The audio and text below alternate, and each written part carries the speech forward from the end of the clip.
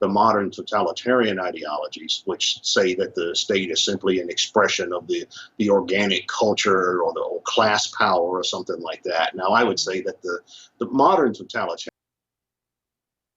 The Call to Freedom is coming up next, live after the news on the Liberty Radio Network at LRN. This is the Liberty Beat, your daily source for liberty news and activist updates. Produced in partnership with SNLS News and listeners like you. Online at libertybeat.news and snls.news. I'm Mick Murrow with your latest edition of the Liberty Beat. Gold is trading at $1,327, silver at $14.82, and Bitcoin is trading around $7,589. Today's prices are brought to you by InnoScale. Take off with Managed Cloud. Looking for a safe, secure way to store your important files online? Let InnoScale handle it for you. Their high-availability cloud servers are the perfect solution for clients needing one or more secure, scalable servers with built-in hardware failover protection. For details, see them online at innoscale.net. In the news, imprisoned WikiLeaks publisher Julian Assange scored 2 legal victories Monday when a Swedish court refused prosecutors' requests to have Assange arrested and extradited from Britain to Sweden. While the U.S. Justice Department said it would not prosecute Assange for the publication of the CIA Vault 7 files. The Anti-Media reports the Uppsala District Court rejected a request for a European arrest warrant for Assange, based on an opened 2010 investigation into sexual assault allegations that has twice been dropped before. Without the warrant, Assange cannot be extradited to Sweden to be questioned. Sweden's Deputy Director of Public Prosecutions, who last month announced the reopening of the probe and Sweden's extradition request to Britain, said she's deciding whether to appeal the ruling. The pressure is now fully back on Britain alone to decide whether to extradite Assange to the United States to face espionage charges for the conduct of investigative journalism, as the U.S. indictment itself describes. The Liberty Beat is sponsored in part by Brave Botanicals. High-quality kratom and CBD at reasonable prices with excellent customer service. Brave Botanicals is activist-owned and mission-driven and believes so strongly in the power of kratom, they're giving it away for free. Just go to freeounceofkratom.com for a free ounce of kratom delivered to your door. Just pay shipping. That's freeounceofkratom.com. This is the latest edition of the Liberty Beat. Find us online at libertybeat.news and snls.news. Your news now continues. Minnesota's legislature has approved a spending plan that would set aside $900,000 over 1 year to assist homeowners in turning their lawns into bee-friendly habitats. The plan aims to replenish the food source of the rusty-patched bumblebee, a fuzzy and fat bee on the brink of extinction, although it will also be beneficial to pollinators of all shapes and sizes. The Mind Unleashed reports that available funds will cover some of the costs associated with transitioning a traditional grass lawn into one full of wildflowers like creeping thyme, self-heal, ground plum, and dandelions, as well as clovers and grasses native to the area. Under the plan, 75% of the cost of converting a traditional lawn to a bee-friendly lawn will be reimbursed by the state of Minnesota's Board of Water and Soil Resources, with up to 90% of the cost covered in areas considered to have a high potential to support the rusty patch bee. Protesting both the individual cruelty of U.S. President Donald Trump and the globally ascendant politics of hate he represents, tens of thousands took to the streets in London and across the UK Tuesday, as Trump enjoys royal treatment from the British government on his first official state visit. The Anti-Media reports that Trump claimed in a tweet Monday that he had not yet seen any protests, but the demonstrations Tuesday were impossible to miss, with the 20-foot-tall Trump baby blimp flying over London and crowds of Britons pouring into the streets throughout the country. Journalist Shasta Aziz told the crowd gathered at a London rally on Tuesday that the protest is about Trumpism, quote, the hatred and poverty that is spreading, end quote. The demonstration and marches kicked off Tuesday morning as Trump met with British Prime Minister Theresa May, who is resigning Friday after failing to negotiate a Brexit deal.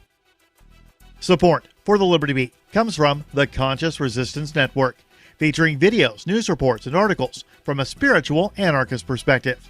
Experience the Conscious Resistance at theconsciousresistance.com. How would you like to have your business featured on the Liberty Beat? You can just send an email to libertybeat@snls.news for details. This is the Liberty Beat, produced in partnership with SNOS News and listeners like you. The Liberty Beat is online at libertybeat.news and snls.news. I'm Mick Murrow, reporting for the Liberty Beat, reminding you, spread liberty with a smile.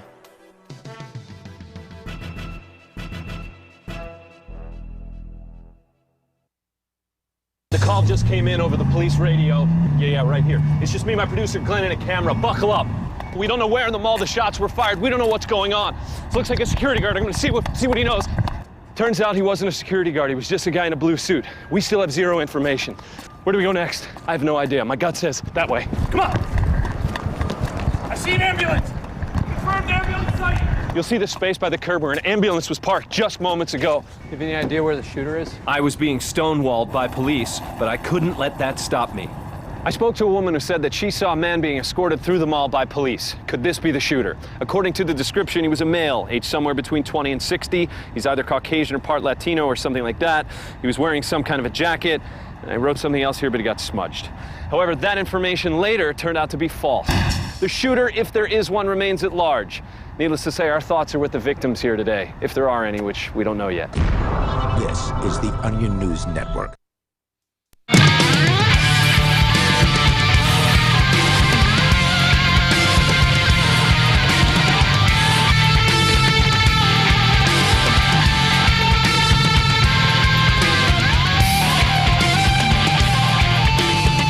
Welcome to the Call to Freedom here on LRN.FM, broadcast as always from the Liberty Radio studio here in Keene, New Hampshire.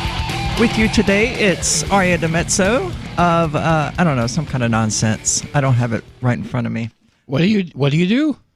Nonsense. Generally. And I'm pretty good at it, I like to think. Is that the name of your new book? It might as well be. And I'm joined in the studio, as you hear, by Michael Hampton from BitcoinHistory.com. And it's an interesting day in the news. Congratulations to Oakland becoming the second city in the United States to legalize shrooms, to legalize these things that just kind of grow there. Out of the ground. Yeah. And that, don't harm anyone. And I don't believe have ever actually killed anyone. So grats on them for that. Well, they decriminalized. So that means the decriminalized means that it's a lesser penalty. Like, instead of going to jail, you get a ticket. Yeah, it may be stronger than the one passed in Denver, but I'm not entirely sure. But the city council voted unanimously to do it, which is shocking. Speakers overwhelmingly supported the move, describing substances such as peyote and others as plant-based medicine. So did they legalize peyote as well? Yeah, that's a good question. They were certainly talking about it.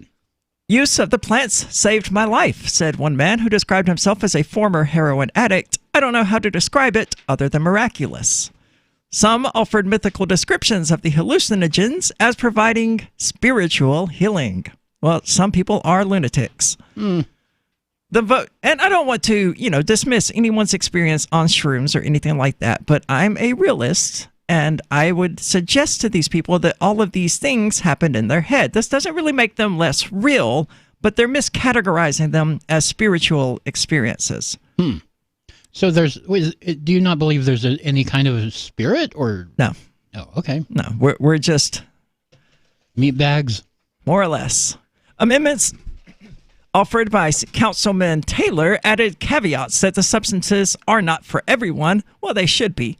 Recommending that people with PTSD or major depression seek professional help before using them, and that people don't go solo but seek expert guidance and have a trusted friend present during the use. Yeah, that seems like good advice, though. Well, it could be good advice. I mean, it's going to vary. The first time. It's going to vary from one person to the next. I was alone the first time I did acid, and it went well. Of course, I think I was alone the first time I did shrooms. Alone, technically. I was at a musical festival, but I was wandering around in the woods anyway because I was very, very high. And shrooms just made me higher. The ordinance also directs the city administrator to come back within a year to provide the council with an assessment of the law's community impact. Now, one thing I've learned recently, and that I have to remember to get started on, is that it is 100% legal in New Hampshire to grow your own shrooms. Oh, I didn't know that. Yes, you cannot distribute them, you cannot sell them, but it is 100% legal To grow your own. to grow your own. So I've got to remember to get started on that because, Backyard garden? yeah, that would be the one motivating factor that would actually cause me to go, you know what, I need to do some gardening. Yeah, less grass to mow, too. Yeah, and it's a fungus, so it's not hard to keep alive. It's kind of resilient by its very nature. Now, it is different here. In Mississippi, most of them grow under cow patties, which, if you're not familiar with that terminology, just put it together. You should be able to figure it out. But here, they're more prone to growing on rotten trees and things like that have fallen in the woods. Right. Presumably because there are less cows here. I don't know. And it has to be grain-fed cattle, evidently. Corn-fed cattle don't do it. I don't know. That was always the rumor, anyway. I never actually was able to find any magic mushrooms while trolling the fields of Mississippi. Illegally trespassing with a bunch of cows and presumably rampaging bulls at some point, but hey, it's a good life. You want to go out in the pasture and play in the cow patties, hey, go right ahead. Now, I will need to confirm that it is legal to grow your own shrooms in New Hampshire before I actually pursue it, obviously. Right. But from what I've heard, from what I've been told from reliable sources, relatively reliable sources, it is 100% legal to do so. And all right, then. If I ever remember to do it when I'm not sitting here in the studio, that will make my life a lot easier. And a lot happier, really, because, I mean, shrooms are really lightweight psychedelic. It's not acid. You're not going to be wandering around in the streets thinking you can fly, trying to jump over cars and crap like that on shrooms. You might do it if you eat enough acid, but if you eat enough shrooms to have that effect, you're probably going to die anyway. Assuming that, these shrooms can actually kill you, I don't know. I've never taken enough to find out. But I mean, even eating a normal dosage of mushrooms, it's not going to have that sort of psychedelic effect on you that LSD does. You're not going to necessarily imagine things that aren't there. You're just going to interpret the things that are there in very unusual ways, like the bushes I saw that I interpreted as like 3 mysterious robed shadowy figures that were glaring at me in the night. It was That's a little strange. It was very jarring. Well, I was in a bad place mentally, and so all that comes out. Yeah. Well, I've never done shrooms, so I don't know. I don't know what the experience is like. We have to change that. Are you interested in changing that? Maybe at some point. I would definitely recommend them just for that reason alone. Now, a lot of people talk about, doing shrooms and feeling more in touch with the universe and all of that. And all of those are valid perspectives. And, well, I don't know to what extent they're actually valid. But I understand that, they have those experiences. And for them, it's great. It's life-changing, all of that. Similarly with DMT, which is a substantially more intense trip, as I understand it, never having had the opportunity to try it. Looking forward to it, hopefully, coming up in, let's see, what is that, 12 days from now? 12-ish days. Looking forward to it, but who knows? Evidently, it lasts about 15 minutes, and it just sort of knocks you unconscious and gives you really vivid dreams, sort of-ish, from what I've had described to me. But shrooms, you can more or less function normally.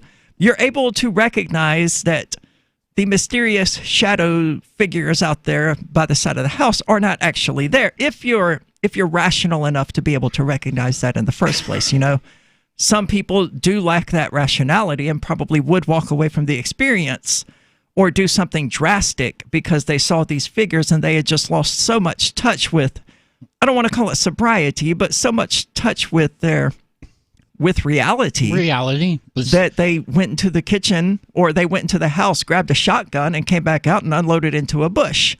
That's more likely to happen on LSD than shrooms. Yeah, but I like to think of myself as a fairly rational person. Yeah, if you're fairly well grounded in reality, then even heavy trips of acid aren't necessarily going to be problematic. But shrooms, certainly not, because that's just not the kind of trip they are. I mean, sure, you do have visual and auditory changes, obviously, but that's what makes it a psychedelic, as I understand it. Right. And your brain does take that information and presumably because it's swimming around in chemicals, it interprets them in different ways. Like you will see things that you don't ordinarily see, very similar to ecstasy in that regard, and that things just look different. But on shrooms, you're more likely to personify things, I would say. You're more likely to see a face in the shadows than you are when you're sober. Okay. And if you have anxiety issues or things like that, you may end up seeing some pretty dark things, like 3 mysterious shadowy figures standing there glaring at you. Yeah. But it passes. You stay grounded enough to realize that it's not actually happening. It's not actually there. And then you go back out and there's 3 little happy dwarves who become your spirit guides. It gets pretty fun. And it's good for you. Not physically or anything like that. It's good for your mental health. I was in a really bad place. I did shrooms 2 days in a row, and I've been in a much better mental place since. I would highly recommend it. So good on Oakland for finally taking this measure to legalize this substance that just kind of grows there. This is the Call to Freedom.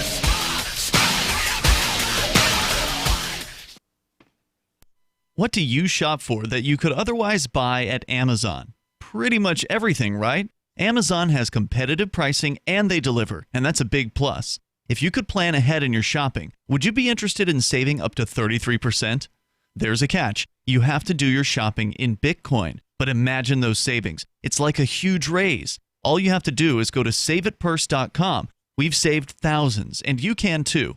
Plan ahead and save. SaveItPurse.com. Would you like to hang out with Penn Jillette? He's keynoting Freedom Fest this year. I, for one, am thrilled. Freedom Fest is the largest liberty-oriented gathering in the world. They take a Big Ten approach with libertarians, conservatives, liberals, anarchists, and just open-minded people mingling together to hear real debates, share real solutions, and converse freely. This year's theme is the Wild West, a time of liberty and opportunity, or a time of anarchy and violence. Maybe both. Go to freedomfest.com/FTL and get your tickets now. freedomfest.com/FTL.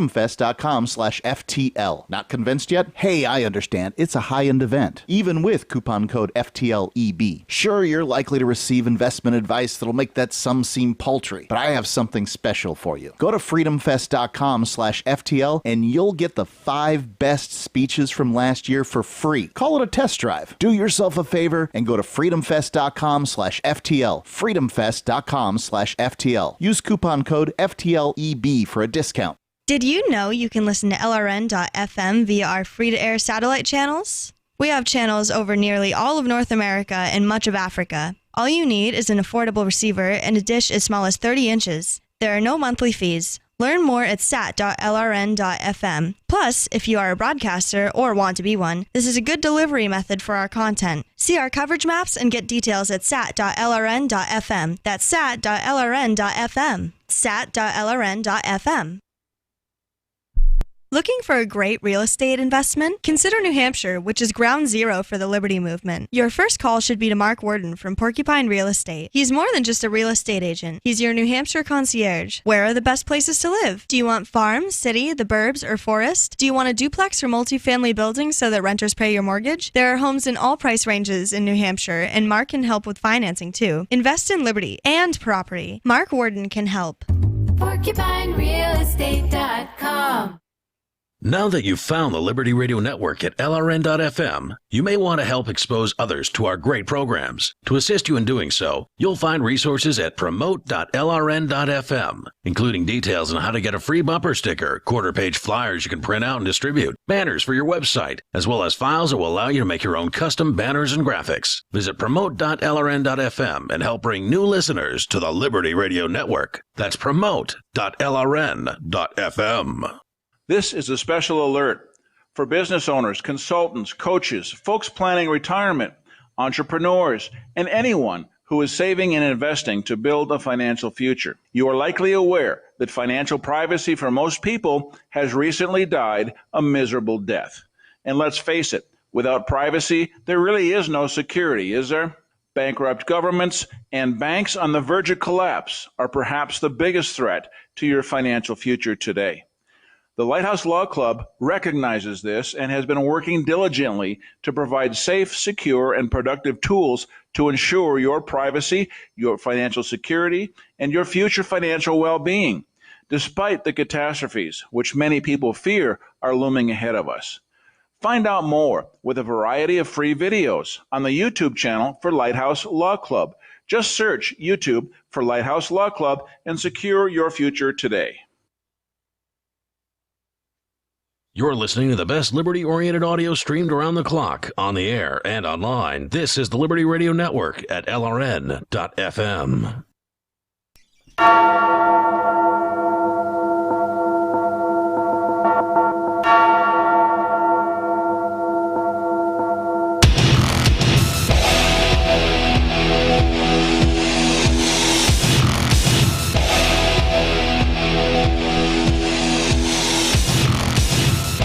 Welcome back. This is the Call to Freedom, and as always, you're invited to give us a call. That number is 603-283-6160. Again, that's 603-283-6160. Or if you want clearer quality, you can use the Discord call-in lines at discord.lrn.fm. You can also join on the chat there, which is always interesting. Like, they've been talking about chess most of the day, apparently. And I missed that. I'm playing a game with one of the listeners now. It's rather fun. Not now. It's a correspondence game, so there's actually no time limit on me to make my moves, so we can go to the show and it not be a problem.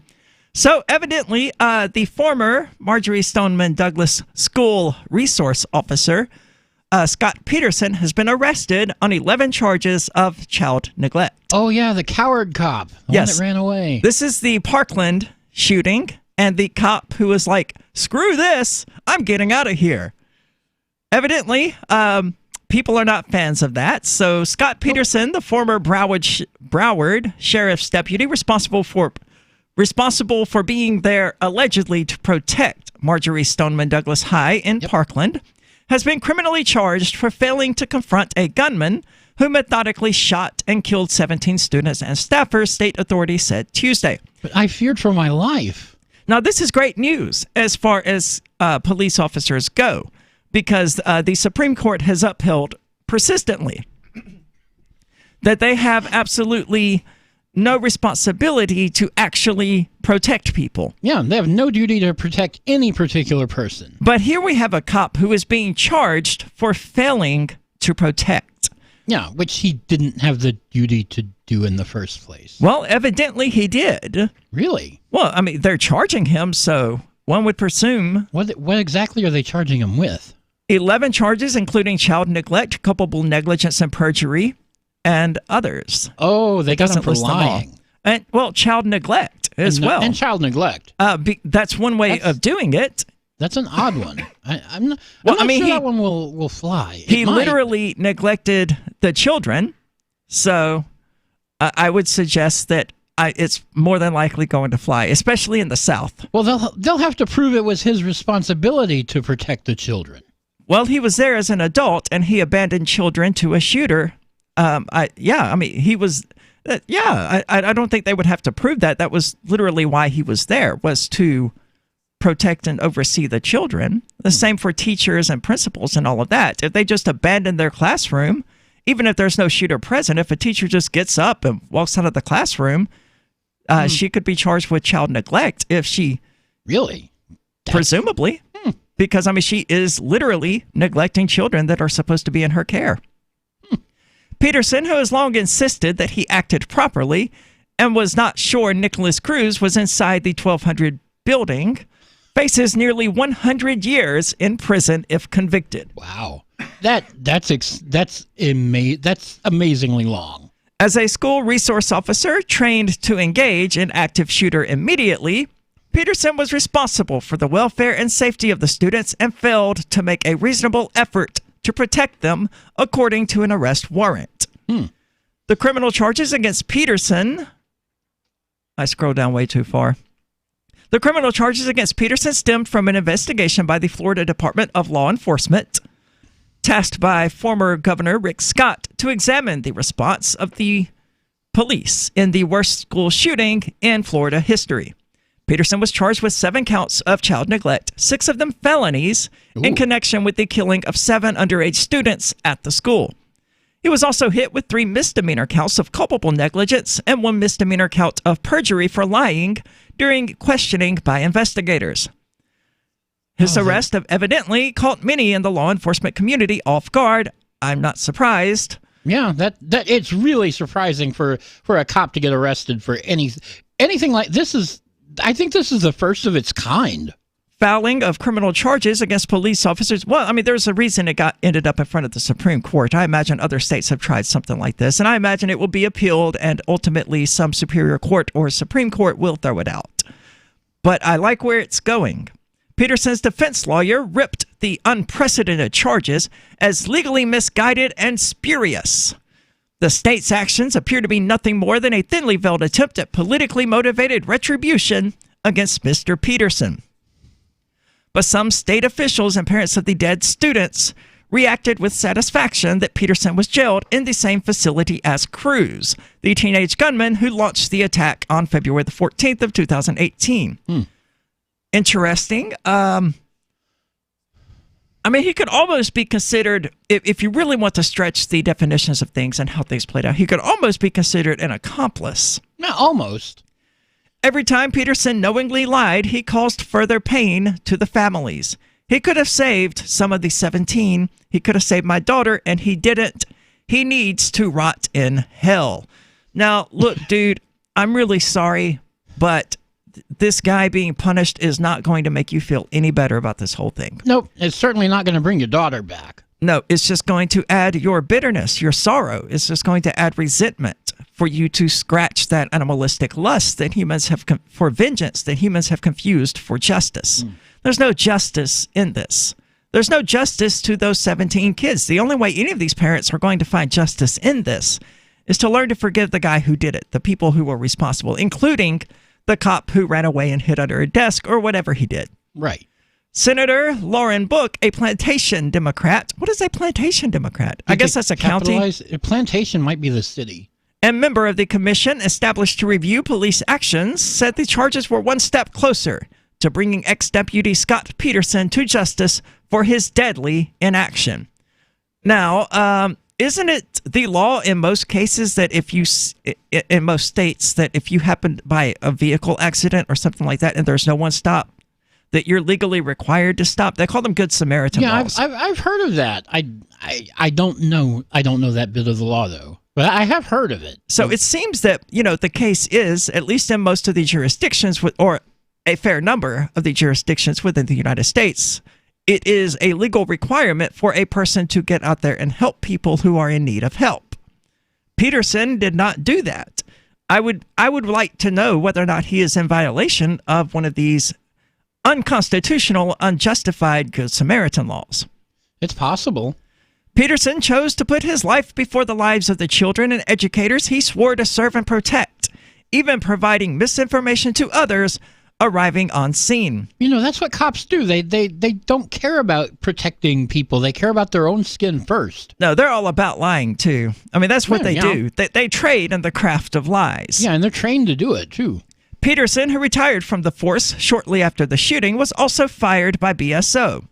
He was booked into Broward County's jail on Tuesday and will be required to post a $102,000 bond, plus wear a GPS ankle monitor while he awaits trial. He did absolutely nothing to mitigate the shooting.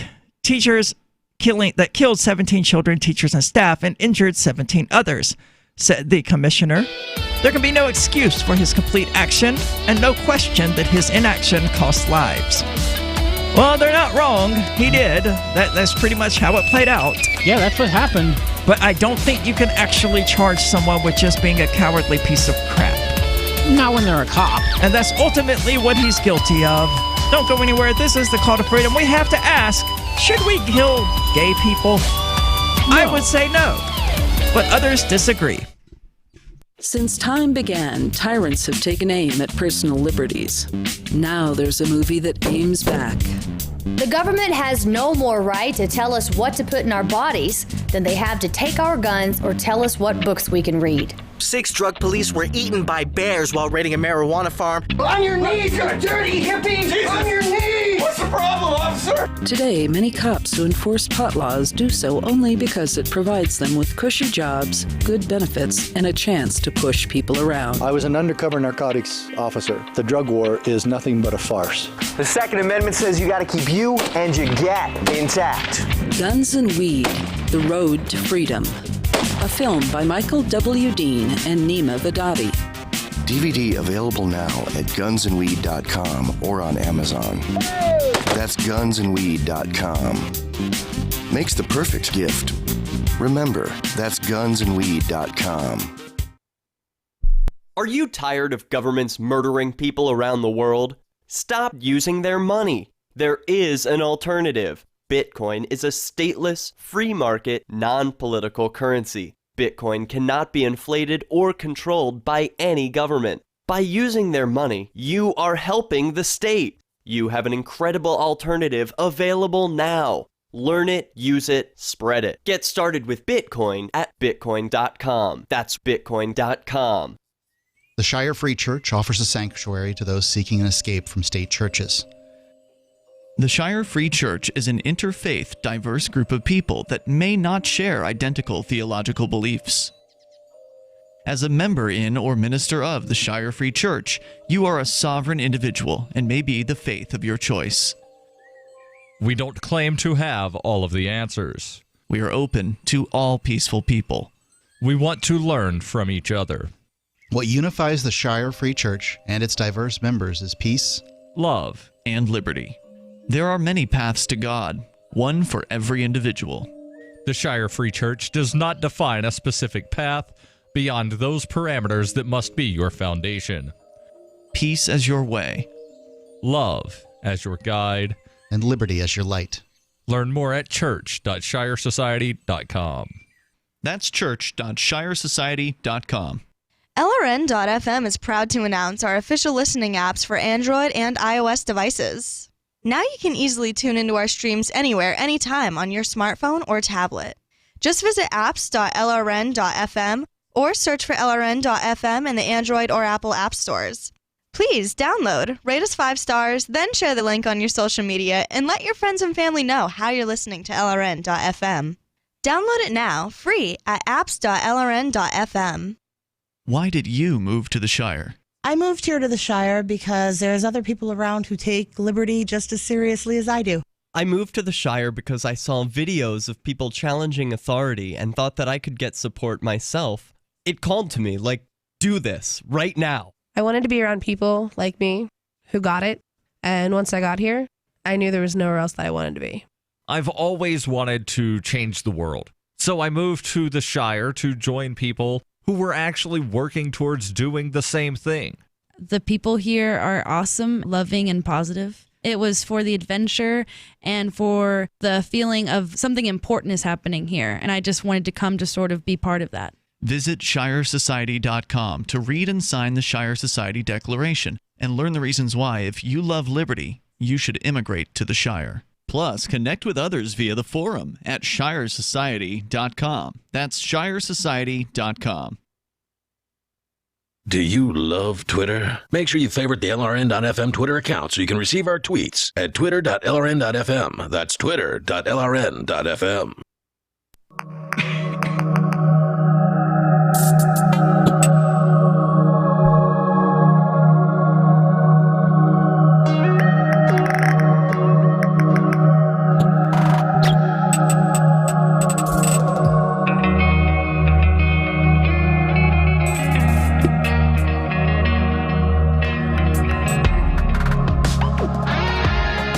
Welcome back. This is The Call to Freedom, and the Rational Review News Digest, located at rationalreview.com, is the Freedom Movement's daily news digest, aggregating stories from all over the internet that are of interest to libertarians and to liberty-minded people.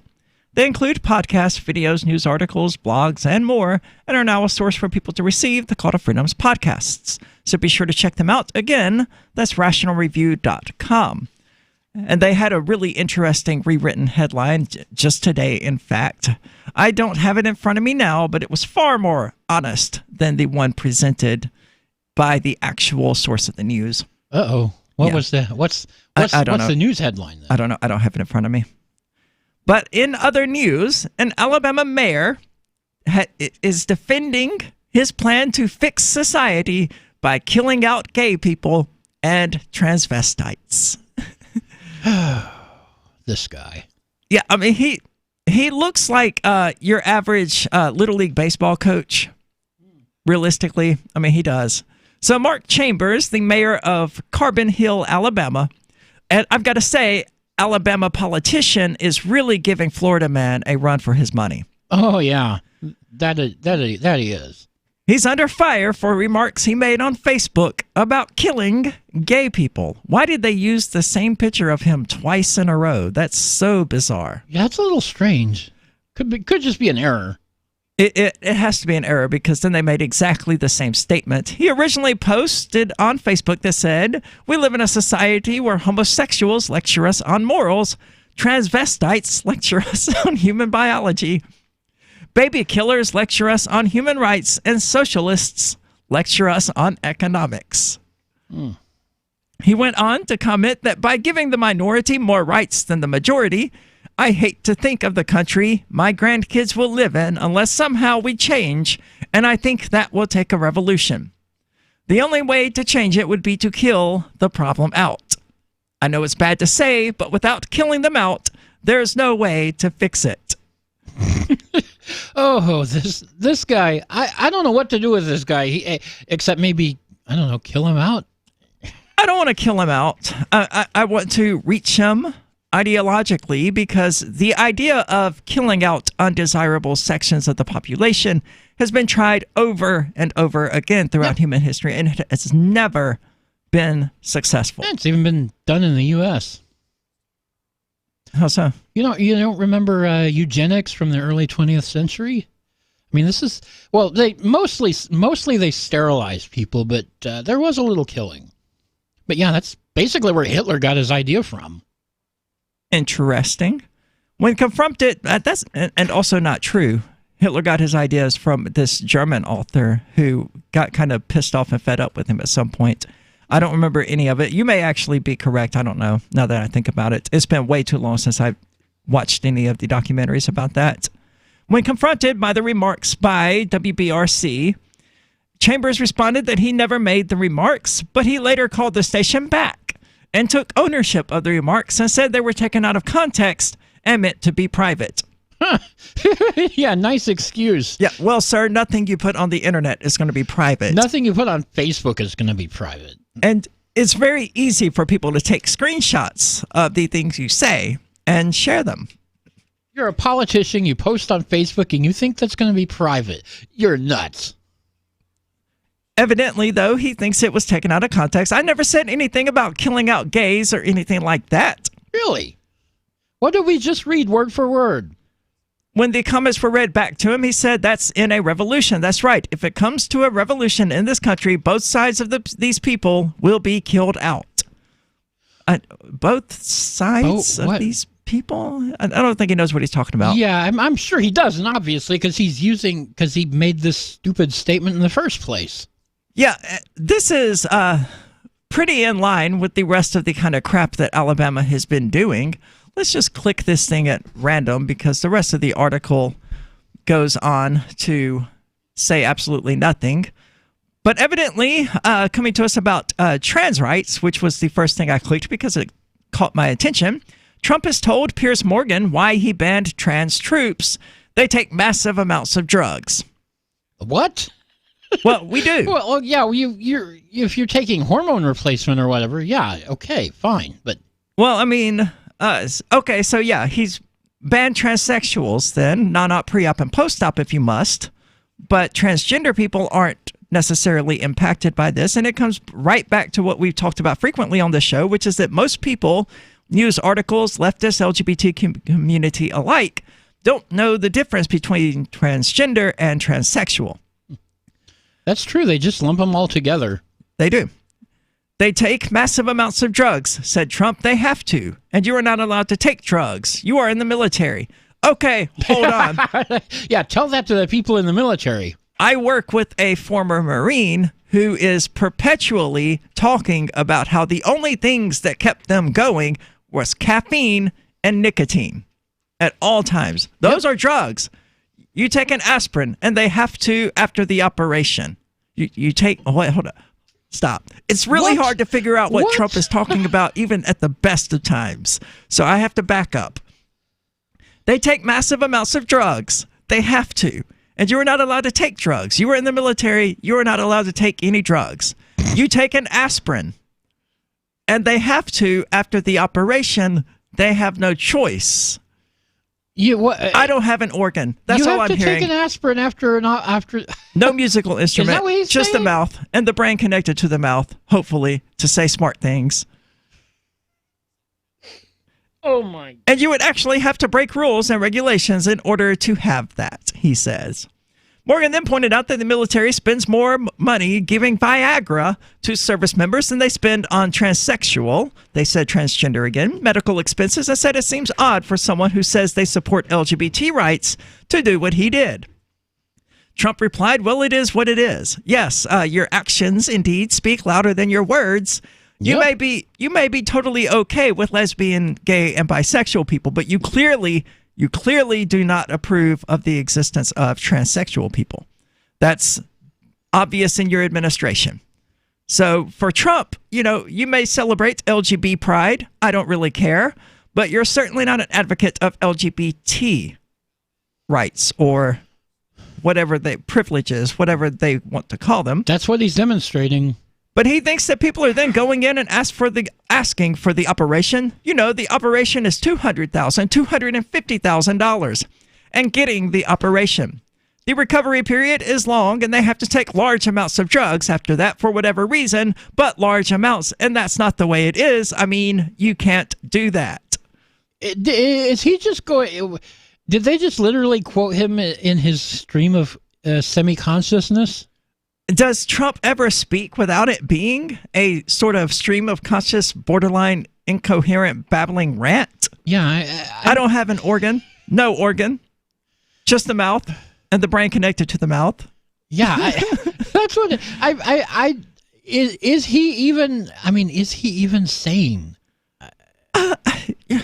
Sane is relative, I would say.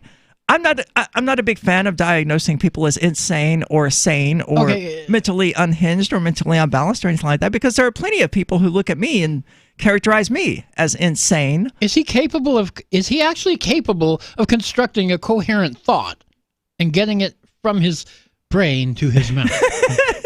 Getting it from his brain to his instrument. It's his instrument now. Yeah, well, that's what he's doing with that instrument. That's what he said in the stupid little I don't have an organ thing. He was like, I don't have an instrument, just the mouth and the brain connected to the mouth. Yeah. To hopefully say smart things or something like that. I don't remember exactly how to phrase it, but it's fully stupid. It's exactly what you would expect from Donald Trump for the most part. Yep. He's not the most eloquent president we've ever had, and I don't really care about his eloquence. I care about his ability to communicate a point. And he seems to be bad at that. He's terrible at it. This is the Call to Freedom. Don't go anywhere. There's more news to get into. We'll be back in just a moment. Sad.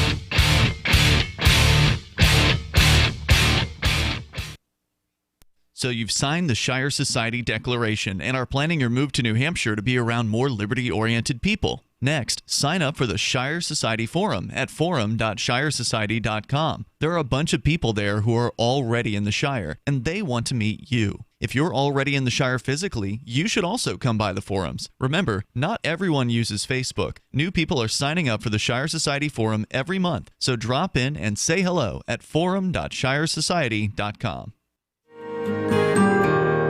So the protection of life, liberty, and property is what the Free State Project is all about. But it's an effort to move 20,000 people who understand. It's about demonstrating to the entire country that, yeah, we can have a free market, a truly free market. Making it just a freer, great place to live. It's the world's largest voluntarist libertarian community, and it's only getting bigger. That's amazing, to be able to move to a place where other people passionately believe in being free and independent. What the Free State Project is managing to do, though, is to put their money where their mouth is. It's physically getting up across the country and saying, let's go someplace and let's demonstrate the power of these ideas. There's a lot of kind of philosophy that surrounds liberty. There's a lot of thinking about it and talking about it. But here in New Hampshire, people are doing it.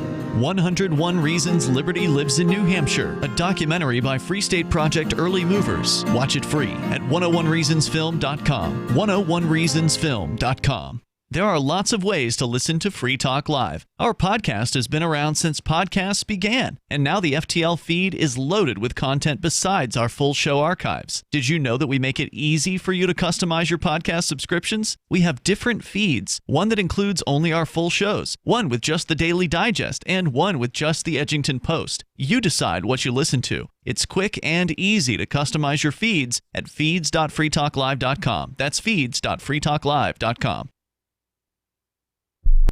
The new 4th edition of Healing Our World, The Compassion of Libertarianism, will take your understanding of liberty to a deeper level and has over 1,300 updated references, new cartoons, and a foreword by Dr. Ron Paul. With discounts for multiple book purchases, the 4th edition of Healing Our World is a great gift for the liberals, pragmatists, environmentalists, and Christians in your life who think libertarianism is cold-hearted. Get yours today at healing.freetalklive.com and use promo code FTL for a $5 discount.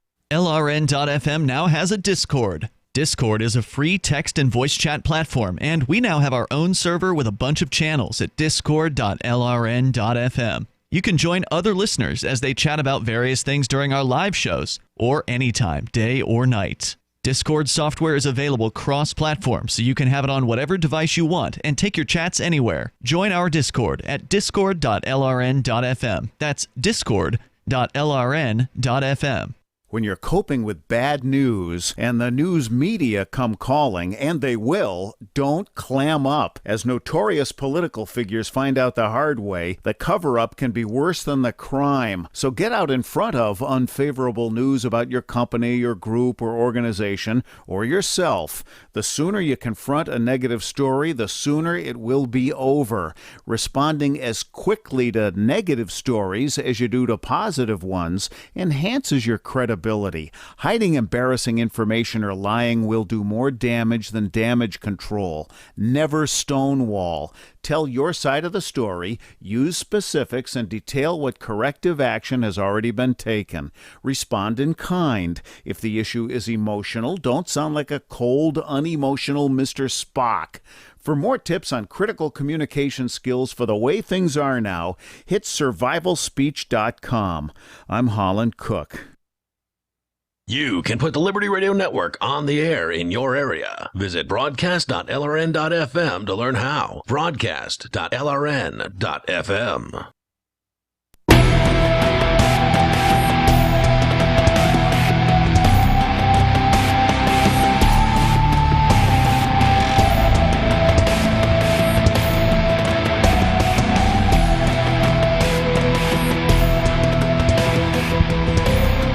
Welcome back. This is the Call to Freedom. And if you've ever wanted to have sex with prostitutes and then arrest them, or bust people for drugs and then sell the drugs on the side for a nice little bonus, or just generally enjoy the power rush of being a cop without all the paperwork, then you should try the Thin Blue Line game, which you can find at thinbluelinegame.com. It's the only card game in the world that allows you to shoot someone over a broken taillight and then escape accountability with the magical phrase, "I feared for my life." You know, typical cop stuff. Get it now at thinbluelinegame.com, and you can still use the coupon code CTF to get all shipping costs waived. So again, there's really no excuse. All you have to do is pay for the game. No shipping, none of that. Just use the coupon code CTF. Again, that's thinbluelinegame.com. I extended their contract through the end of the year because we had nothing else to put there anyway. That code will run through the end of the year? That what? Or the coupon code? Yeah. Okay. As far as I'm aware, the coupon code will run through the end of the year. Desiree and I actually didn't touch base about the utility of the coupon code. I will make a note to do that. Actually, crap, I need to put something very important in my Google Calendar as well. I'm just going to start doing that. I've decided that whether I want to or not, and I really don't want to, I'm simply going to have to buy a new phone. It's starting to sound like it because I think you got what, 2 dead phones now, or 1 dead phone and 1 dying phone? Well, this phone is fine. It really just needs a new battery and a SIM card.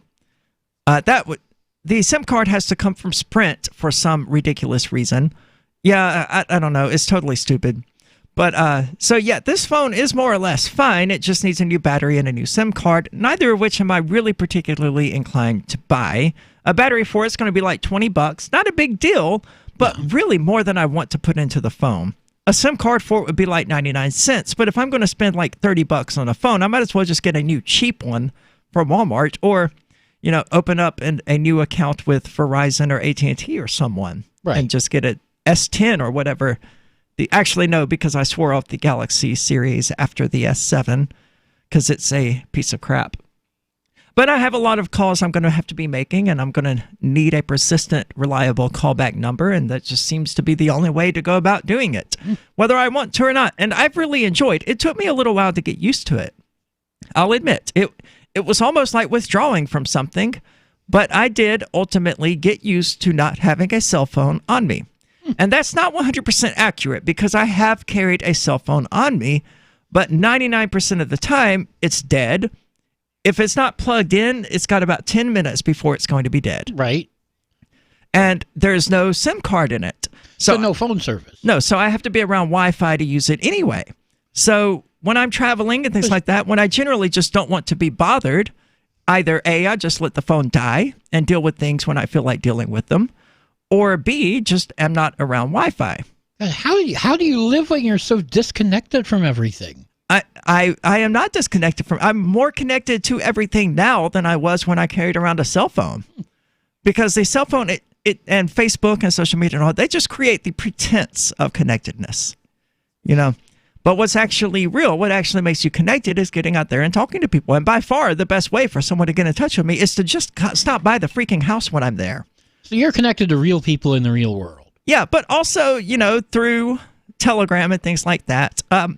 I do have ways of people getting in touch with me and ways for me to get in touch with people, all of which are important in modern society. But the utility for me was increased by not having a cell phone. I think that the average person would do well. And this is really weird for me, because I used to play this always online game called strategy game called Tribal Wars, which was always online, which meant that any time of the day I might be attacked and need to deal with it right then. But I stopped playing that game like 2 months ago. Wow, it's really been that long. It's been a while, yeah. And that was liberating in and of itself. If I was still playing that game, I would have replaced my phone long ago. So that was helpful to just eliminate that from my sphere of existence entirely. I do miss the game, but when I want to play some kind of strategy game, I will either do as I'm doing now at lichess.org, which you can join discord.lrn.fm, throw a challenge out there, and I'll gladly accept it. For a correspondence game that's going to take 2 or 3 days or something like that, because I don't have a ton of time to sit around playing chess. Nobody does.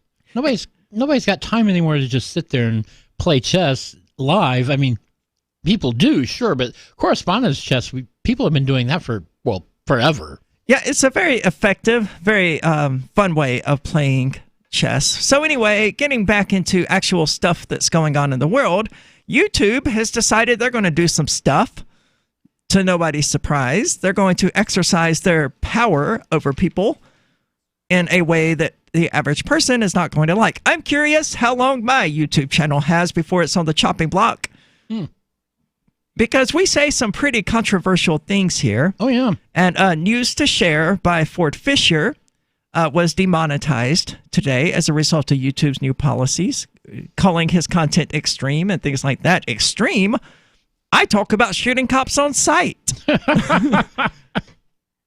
YouTube today said that it's banning videos promoting white supremacy, Nazism, and other bigotry-boosting ideologies, as well as those denying that violent events like the Holocaust or the shooting at Sandy Hook Elementary actually took place.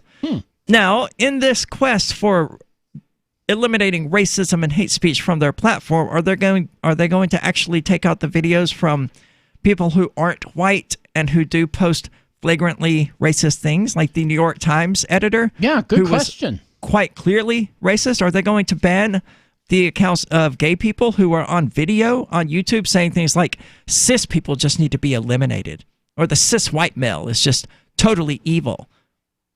If they're going to do this, they would have to do it fairly. And history tells us that they're not going to do that. What they're going to do is use their position of power to enforce the socially acceptable position, which is that white supremacy, bad, all other supremacy, good.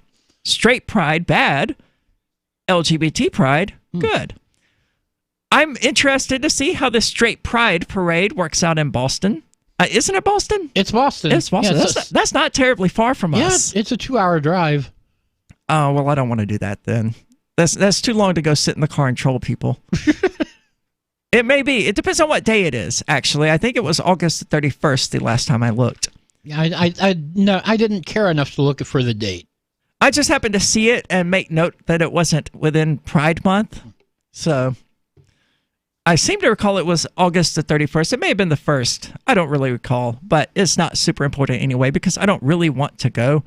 I joked earlier that, an incel pride parade would be more accurate. Yeah, because none of these people get laid. No, and you kind of have to get laid to qualify as being straight, in my opinion. Yeah, well, yeah, maybe. Yeah, I mean, not really. In realistic terms, you're correct. Sexual orientation.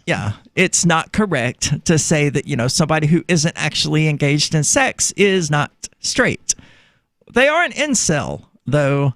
A lot of these people are. The kind of person getting laid does not think, man, I need to have a straight pride parade. That's like telling the entire world, look, I don't get laid and I'm angry about it. These gay people are getting laid and that makes me angry. Gay people evidently are being laid in shocking numbers. I don't remember how it was brought to my attention, but somebody made the case that, it was in this Nazi group I'm in on Telegram. Long story. What? Okay. And somebody said they linked a study saying that 43% of homosexuals had admitted to having more than 500 sex partners. Wow. Yeah, and I did the math on this. Obviously, the math on this isn't hard to do. If you're averaging one a week, then in 10 years, you can hit that number. Yeah, that sounds about right. But it is super hard to average one person a week. Oh, my God. I can't imagine. No. You've got to actually put effort into that. You've got to put extreme amounts of effort into that and take part in a large number of orgies in order to reach numbers like that. I can't imagine. Throughout my whole life, I may be around 70 to 80 people, maybe around 50 to 80 people, but certainly not 500. Nowhere near. No. I haven't even gotten to 100. I think I'm probably on my way to 100. I think I will probably pass that threshold within the next year or two. Not that it's like a goal or anything. It's just sort of what I do. It happens while you're doing other things. It does happen. But back to YouTube. I don't know if we can actually get back to YouTube because we're about to go out to break. But there's a lot to say about this idiocy from YouTube and their plans to expand their ban on anti-everything speech. Except it's not anti-everything, is it? No, it's just pro-white supremacy, which is bad. I would agree. White supremacy sucks. It's stupid. Nazism, also stupid, also bad. All bigotry-boosting ideologies built upon collectivism are bad. This is the call to freedom. Would you like to hang out with Penn Jillette? He's keynoting Freedom Fest this year. I, for one, am thrilled. Freedom Fest is the largest liberty-oriented gathering in the world. They take a Big Tent approach with libertarians, conservatives, liberals, anarchists, and just open-minded people mingling together to hear real debates, share real solutions, and converse freely. This year's theme is the Wild West, a time of liberty and opportunity, or a time of anarchy and violence. Maybe both. Go to freedomfest.com/FTL and get your tickets now. freedomfest.com/FTL. Not convinced yet? Hey, I understand. It's a high-end event, even with coupon code FTLEB. Sure, you're likely to receive investment advice that'll make that sum seem paltry, but I have something special for you. Go to freedomfest.com/FTL and you'll get the 5 best speeches from last year for free. Call it a test drive. Do yourself a favor and go to freedomfest.com/FTL. freedomfest.com/FTL. Use coupon code FTLEB for a discount. The LRN.FM social media channels have been revamped. We've eliminated Facebook and focused on other platforms like Twitter and Mastodon, the decentralized alternative to Twitter. On our accounts, you'll find posts from multiple LRN.FM show hosts together in one place. Follow us on Twitter at twitter.lrn.fm, or better yet, move to the decentralized Mastodon social media platform at toot.lrn.fm, toot.lrn.fm. I think you'll like it. Cell 411 is a free app for Android and iOS that replaces government-controlled 911. Cell 411 allows you to preset a group of friends or private organizations to show up at any emergency. Cell 411 is a nightmare for the state because it proves their so-called services aren't needed. Cell 411 has had thousands of installs, and of course it's covered by the BIPCOT no government license. Cell 411 because your friends won't shoot you when you're in trouble. Without the government, who would build the emergency services? You and Cell 411. Get it today at getcell411.com. More of the Call to Freedom is coming up next, live after the news on the Liberty Radio Network at LRN. This is the Liberty Beat, your daily source for liberty news and activist updates. Produced in partnership with SNLS News and listeners like you. Online at libertybeat.news and snls.news. I'm Mick Murrow with your latest edition of the Liberty Beat. Gold is trading at $1,327, silver at $14.82, and Bitcoin is trading around $7,589. Today's prices are brought to you by InnoScale. Take off with Managed Cloud. Looking for a safe, secure way to store your important files online? Let InnoScale handle it for you. Their high availability cloud servers are the perfect solution for clients needing one or more secure, scalable servers with built-in hardware failover protection. For details, see them online at innoscale.net. In the news, imprisoned WikiLeaks publisher Julian Assange scored 2 legal victories Monday when a Swedish court refused prosecutors' requests to have Assange arrested and extradited from Britain to Sweden. While the U.S. Justice Department said it would not prosecute Assange for the publication of the CIA Vault 7 files. The Anti-Media reports the Uppsala District Court rejected a request for a European arrest warrant for Assange, based on an opened 2010 investigation into sexual assault allegations that has twice been dropped before. Without the warrant, Assange cannot be extradited to Sweden to be questioned. Sweden's Deputy Director of Public Prosecutions, who last month announced the reopening of the probe and Sweden's extradition request to Britain, said she's deciding whether to appeal the ruling. The pressure is now fully back on Britain alone to decide whether to extradite Assange to the United States to face espionage charges for the conduct of investigative journalism, as the U.S. indictment itself describes. The Liberty Beat is sponsored in part by Brave Botanicals, high-quality kratom and CBD at reasonable prices with excellent customer service. Brave Botanicals is activist-owned and mission-driven, and believes so strongly in the power of kratom, they're giving it away for free. Just go to freeounceofkratom.com for a free ounce of kratom delivered to your door. Just pay shipping. That's freeounceofkratom.com. This is the latest edition of the Liberty Beat. Find us online at libertybeat.news and snls.news. Your news now continues. Minnesota's legislature has approved a spending plan that would set aside $900,000 over 1 year to assist homeowners in turning their lawns into bee-friendly habitats. The plan aims to replenish the food source of the rusty patch bumblebee, a fuzzy and fat bee on the brink of extinction, although it will also be beneficial to pollinators of all shapes and sizes. The Mind Unleashed reports that available funds will cover some of the costs associated with transitioning a traditional grass lawn into one full of wildflowers like creeping thyme, self-heal, ground plum, and dandelions, as well as clovers and grasses native to the area. Under the plan, 75% of the cost of converting a traditional lawn to a bee-friendly lawn will be reimbursed by the state of Minnesota's Board of Water and Soil Resources, with up to 90% of the cost covered in areas considered to have a high potential to support the rusty patch bee.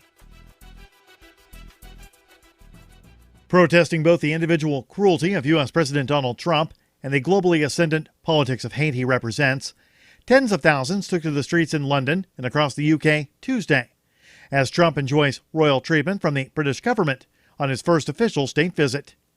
The Anti-Media reports that Trump claimed in a tweet Monday that he had not yet seen any protests, but the demonstrations Tuesday were impossible to miss, with the 20-foot-tall Trump baby blimp flying over London, and crowds of Britons pouring into the streets throughout the country. Journalist Shasta Aziz told the crowd gathered at a London rally on Tuesday that the protest is about Trumpism, quote, the hatred and poverty that is spreading, end quote. The demonstration and marches kicked off Tuesday morning as Trump met with British Prime Minister Theresa May, who is resigning Friday after failing to negotiate a Brexit deal. Support for the Liberty Beat comes from the Conscious Resistance Network, featuring videos, news reports, and articles from a spiritual anarchist perspective. Experience the Conscious Resistance at theconsciousresistance.com. How would you like to have your business featured on the Liberty Beat? You can. Just send an email to libertybeat@snls.news for details. This is the Liberty Beat, produced in partnership with SNLS News and listeners like you. The Liberty Beat is online at libertybeat.news and snls.news. I'm Mick Murrow, reporting for the Liberty Beat, reminding you, spread liberty with a smile.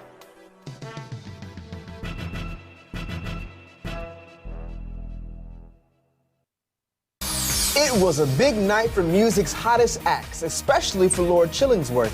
In a shocking upset, the young artist took home the spookiest Halloween sound effect album Grammy for Creepy Night in Halloween Manor. Music blogger Ty Vaughn is here. Ty, what a shocker. Lord Chillingsworth's track, Man Being Boiled Alive While Chains Rattle in a Dungeon, was crazy spooky. It was everywhere this year. Haunted houses, Halloween stores, nighttime hayrides. Anywhere you look, people were getting the willies from this album. But a lot of people thought Grammy darling Dr. Spookenstein was a shoo-in to win for his album Laboratory of Madness. And that was a great album. Critics praised Spookenstein's stripped-down approach, rattling real bones together and dripping real blood onto a screaming lady. The class act Spookenstein offered a gracious congratulations to Chillingsworth, saying, I'm a fan of every bloody who was nominated, especially Chillingsworth. I have a skeleton ton of respect for him as an artist. I just saw him on the red carpet and congratulated him.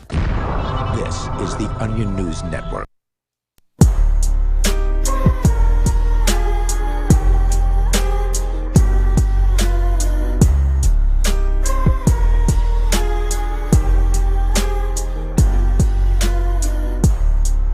Welcome back. This is The Call to Freedom.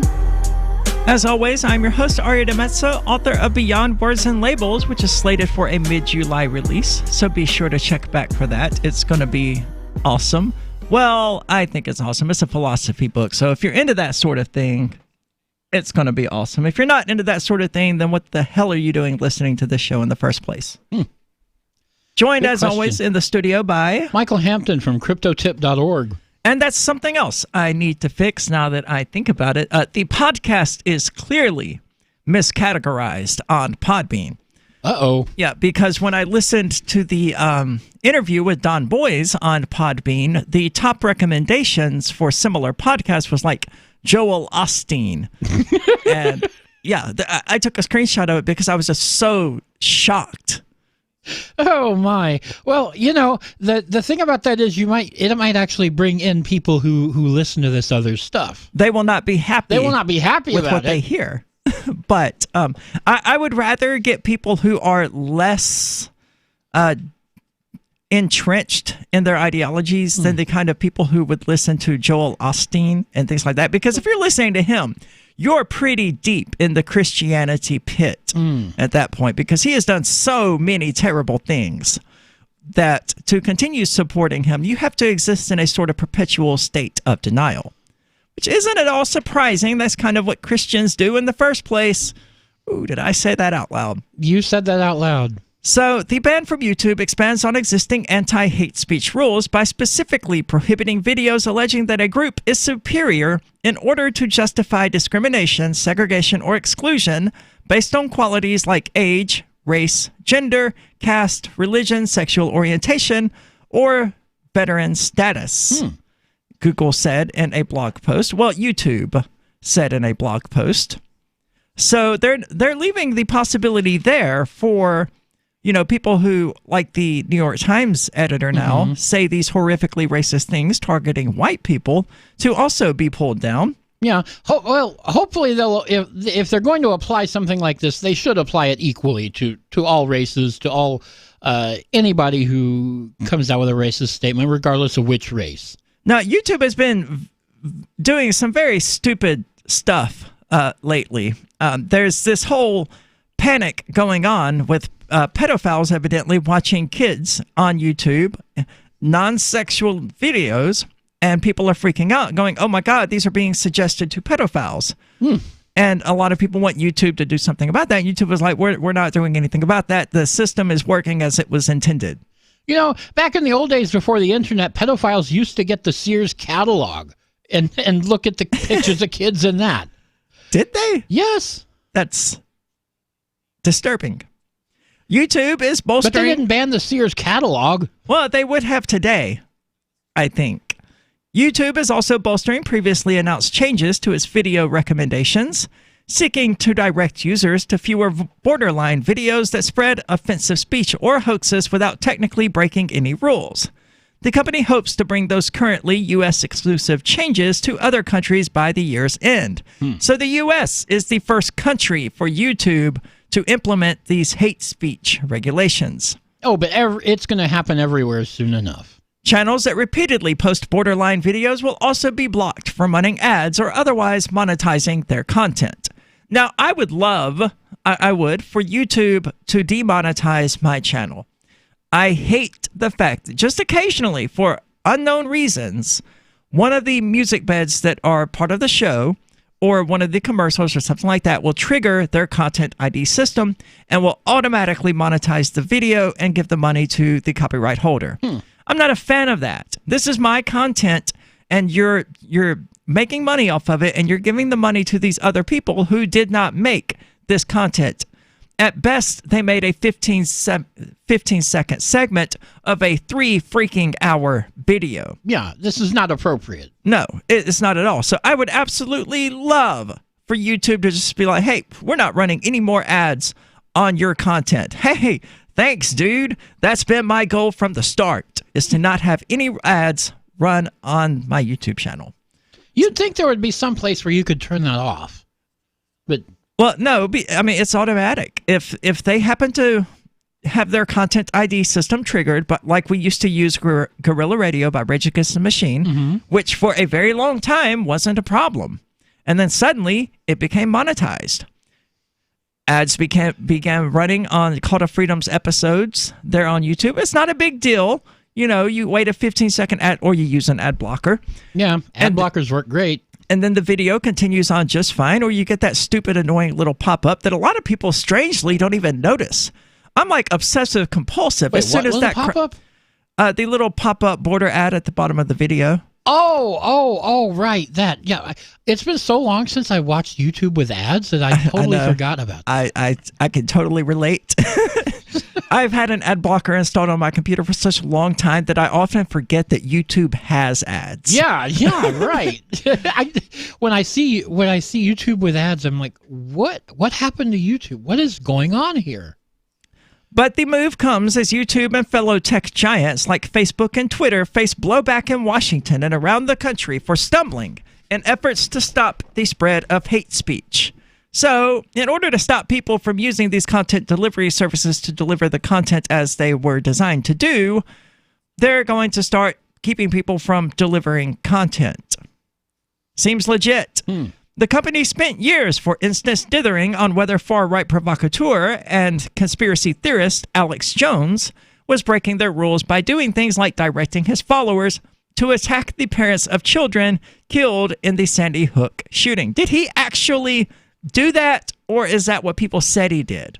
That's certainly what people said he did. I don't know if he actually did. I know he has gone and said Sandy Hook is a hoax, which obviously it's not. They sued him over that. Yeah, and he lost. He is a full-blown nutcase. I don't even know what to say about Alex Jones. If you haven't listened to I think it's about a 13-minute video of him in 1999, on New Year's Eve, 1999, saying live on camera that the United States was actively being invaded by Russians. Wait, I'd never heard this one. He did this, yes. 1999, New Year's Eve. He is on camera, streaming live to whatever platforms existed back then. Oh, God, Real Player. Alleging that bombs were being dropped on Washington, D.C. Russian troops had already crossed over the North Pole and were invading. He said this like it was happening, like he had seen it, right? It was like the War of the Worlds thing, except he was talking about a Russian invasion, and he was not reading a book or a play or script or whatever. He was just, reading what or saying. He was just pulling it out of his...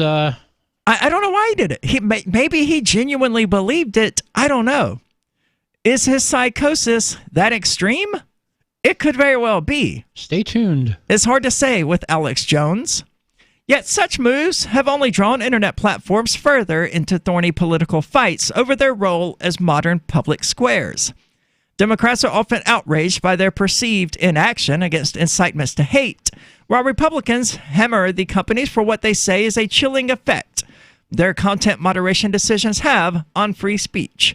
Well, shockingly, the Republicans don't like it when you pull their content for being racist. Yeah. The solution here would be to stop being racist. No one can ever accuse me of being racist or homophobic or, well, they do. They do it all the time. Anyone can accuse anybody of anything. But they can't substantiate it. It's just nonsense at this point. They don't have to substantiate it. They do. Have you noticed this? They do in a lot of cases, though. I mean, they do. I mean, Mike Shipley did tell me I was a self-hating trans person or internalized transphobia or whatever stupid nonsense he said. And he didn't, try to demonstrate it or anything like that. He just sort of made the allegation. I said, okay, you're a lunatic. Goodbye. Yep. And unfriended him. But if they were trying to get me pulled from YouTube, alleging that I'm transphobic, they would have to show YouTube how this trans person has managed to be transphobic. Yeah, that would be a little harder to do. Even Ted Cruz has come out in support of Alex Jones, though, saying that I'm no fan of Jones, but who made Facebook the arbiter of political speech? These are good questions, and now they're being expanded to include YouTube. And that's a problem for everyone. Don't go anywhere. This is the Call to Freedom. Are you a cryptocurrency advocate? The Crypto Tip is the ideal outreach tool to help new people discover cryptocurrency. It's a printable business card-sized tip that you can give to service providers, preferably in addition to a good cash tip. When the server scans the QR code, it'll bring up an explanation of cryptocurrency, how to install a wallet, and allow them to claim the tip. If they don't claim the crypto, you get your tip refunded to you after a time period you specify. Plus, if they do claim the tip, you get an email alert. Create as many tips as you want at cryptotip.org. That's cryptotip.org. Don't you hate that feeling in the pit of your stomach when the police pull you over? Most people have no idea how to handle it properly, and they promptly get fed into the municipal fee-generating meat grinder. Or maybe you recall that feeling you get when you go to the mailbox and see one or more letters from the IRS. You get a sense of impending doom, don't you? So let me ask you, if you could learn how to use the law to beat the IRS, traffic tickets, almost any courtroom scenario, collectors, credit card debt, and even mortgage debt because of fraud perpetrated against you, would that be worth knowing about?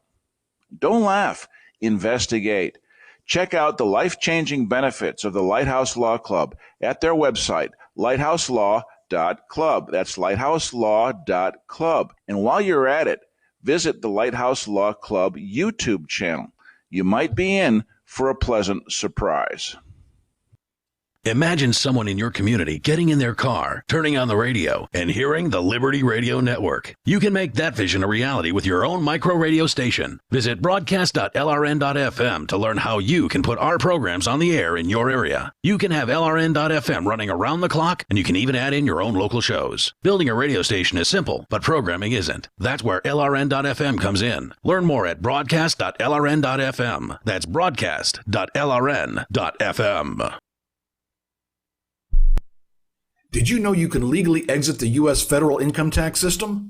Well, it's true, and thousands of American nationals are doing it. The 16th Amendment and the Internal Revenue Code are legal, but only in a limited jurisdiction. This is the basis behind the voluntary nature of the income tax. Learn the exit strategy provided by Congress. Find out more by visiting weissparis.com and watch our numerous videos. That's WEISS Paris.com. Did you know we've taken our LRN.FM telephone listen line to a new level with the LRN.FM audio on demand line? Now you can call 712-770-8447 anytime and listen to LRN.FM's live feed. And you can listen to a bunch of our original shows on demand. Long distance fees may apply. Just dial 712-770-8447 and choose from the menu. 712-770-8447. Free Talk Live. This was the quote from the DEA's paperwork. Only products that were primarily intended or designed for use in injecting, ingesting, inhaling, or otherwise introducing marijuana and other controlled substances into the human body. Injects marijuana? Yeah, exactly.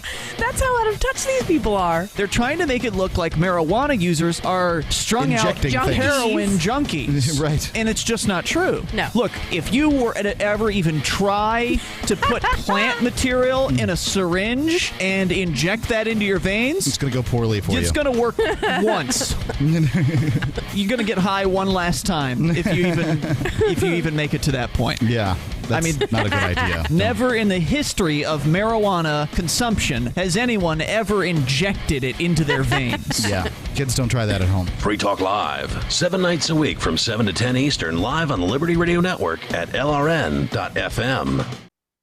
Help get LRN.FM into more ears. Visit promote.lrn.fm for a free bumper sticker, flyers, banners, graphics, and more. Promote.lrn.fm.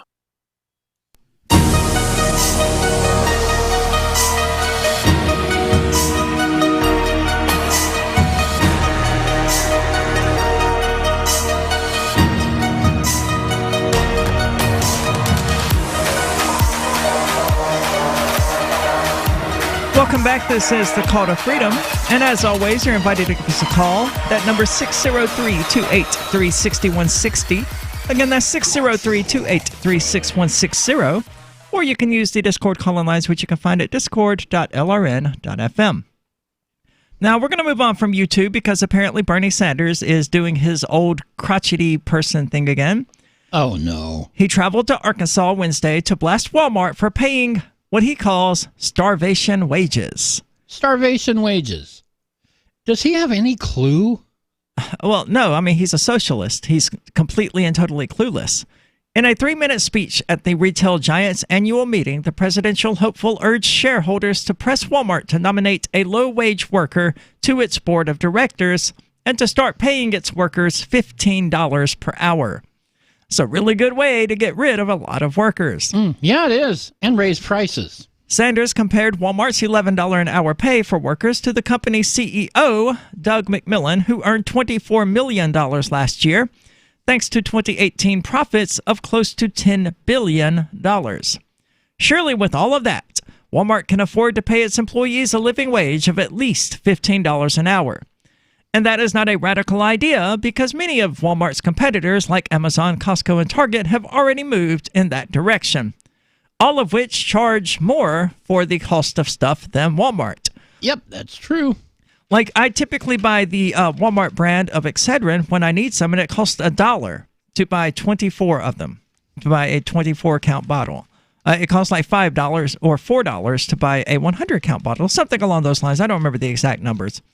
But due to the state trooper harassment I've received lately, it's not entirely safe for me to make the trip to Walmart, so I've just stopped by CVS recently to buy literally exactly the same thing, and it was $5 for a 24-count bottle.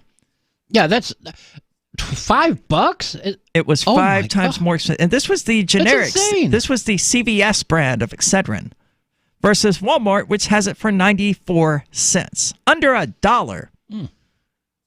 And it's because Walmart, doesn't pay its employees a living wage. Now, plenty of people have calculated this, right? And they've determined that if you do this, it ultimately comes out to like 27 cents an hour per employee or something along those lines.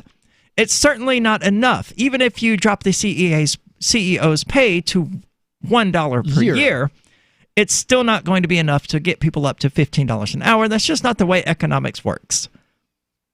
Looking to preempt Sanders, CEO McMillon, in remarks earlier at the meeting, urged the U.S. government to raise the minimum wage nationwide. Oh, my God. Now, if you're the CEO of a company, you don't need the government to tell you to increase people's wages. You can do that of your own accord. $7.25 is too low, he said. It's time for Congress to put a thoughtful plan in place to increase the minimum wage. Yeah, and in 10 years, they'll be increasing it again. Let's not forget that the minimum wage increased 12 years ago. We do this every decade. Yeah, and it never has any effect. All it does is it makes everyone live on minimum wage. Before the increase of minimum wage, if you were making, I think I was making like $6.50 an hour then, I was doing pretty good. Not pretty good. I was still in college, so I mean, it was not like I was full of expenses and things like that, but I was surviving. Yeah. Minimum wage at the time was $5.25 an hour, so I was making more than minimum wage. Yeah, I was making about 25% of the minimum wage on top of the minimum wage.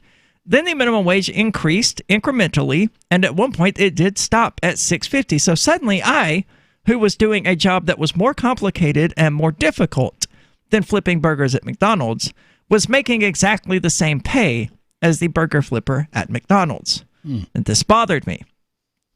Then it increased. I began working at one of the casinos where I got paid much better. Well, not much better, but again, better at $7.25 an hour. And then the minimum wage increased to that. And I was doing substantially harder work for a substantially better company and suddenly making the same thing that the people at McDonald's were making. And that's the way this goes. When we increase it to $15 an hour, you're not really helping people. You're giving some people more money, but you're giving other people significantly less money. The people who are already making $14 an hour, they're only getting an extra $1 per hour. And that's not going to make up the difference to the increase in prices that will result from the increase in minimum wage. Or the places that just close entirely. All you're doing in this case is making people poorer. You're making everyone poorer. Like the guy who makes $14.50 an hour minimum doing, I don't know, welding training or something. I don't know what you make doing $14.50 an hour. I don't know what you do making $14.50 an hour. But let's say you're a welder in training or something. Well, suddenly the increase to the minimum wage means you're making $15 an hour. Great, right? Well, you only got a 50-cent an hour raise. But in order to pay for the wages of everyone else, Walmart just increased the gallon of milk cost by double. Everything at Walmart effectively doubled. And you didn't make double. You made 50 cents more per hour. And I can't do the math off the top of my head, but it's a very small percentage, like maybe 5% more, something along those lines. You think you're getting a bonus by the wage going up, but the price of everything has gone up even more, so you're losing. Yeah, so in effect, you can buy less milk, less bread, less groceries, less gasoline, less everything because of the increase to minimum wage. Now, the people who are making $7.25 an hour, sure, they can still buy roughly about the same amount of stuff that they were able to, but all you've made is a larger net to cast on the people who can only afford a gallon of milk per hour of work, instead of the guy who makes $14.50 an hour and a $7.25 minimum wage who can afford 8 gallons of milk for an hour of work. And that's the way this goes. If you increase it to $30,000 per year minimum, everybody, that's the minimum wage. If you work a job, that's how much money you have to make. All you're doing is making the people who make $30,000 per hour per year already live on minimum wage. You're not raising your life standards, you're lowering everyone else's. That's the issue with the minimum wage. You can't just do crap like that. Prices will adjust accordingly, but they won't adjust proportionally. And in the end, even the person who is making $7.25 an hour and who bumps up to $15 an hour, they're still going to ultimately lose money because the prices will increase just slightly more than the minimum wage does to justify it. If the ratio is like 1 to 17 or whatever, then it would just be 1 to 18 after the increase to minimum wage. It'll be so slight that people won't notice it.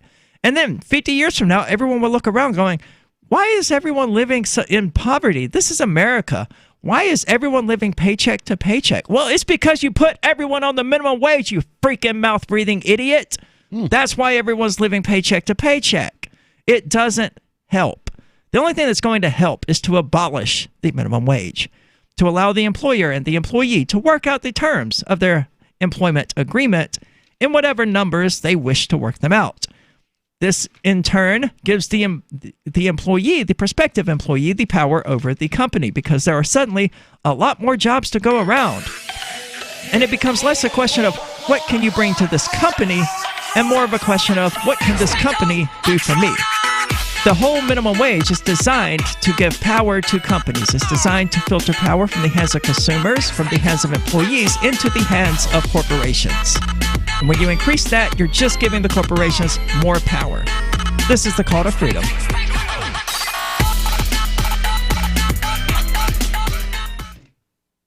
Is spreading the message of liberty, cryptocurrency, and peace around the globe worth $2 per month to you? As you may already know, in addition to our internet feed, LRN.FM broadcasts on free-to-air satellite across North and Central America, as well as Sub-Saharan Africa. And we've been available on satellite for free 24/7 since 2010.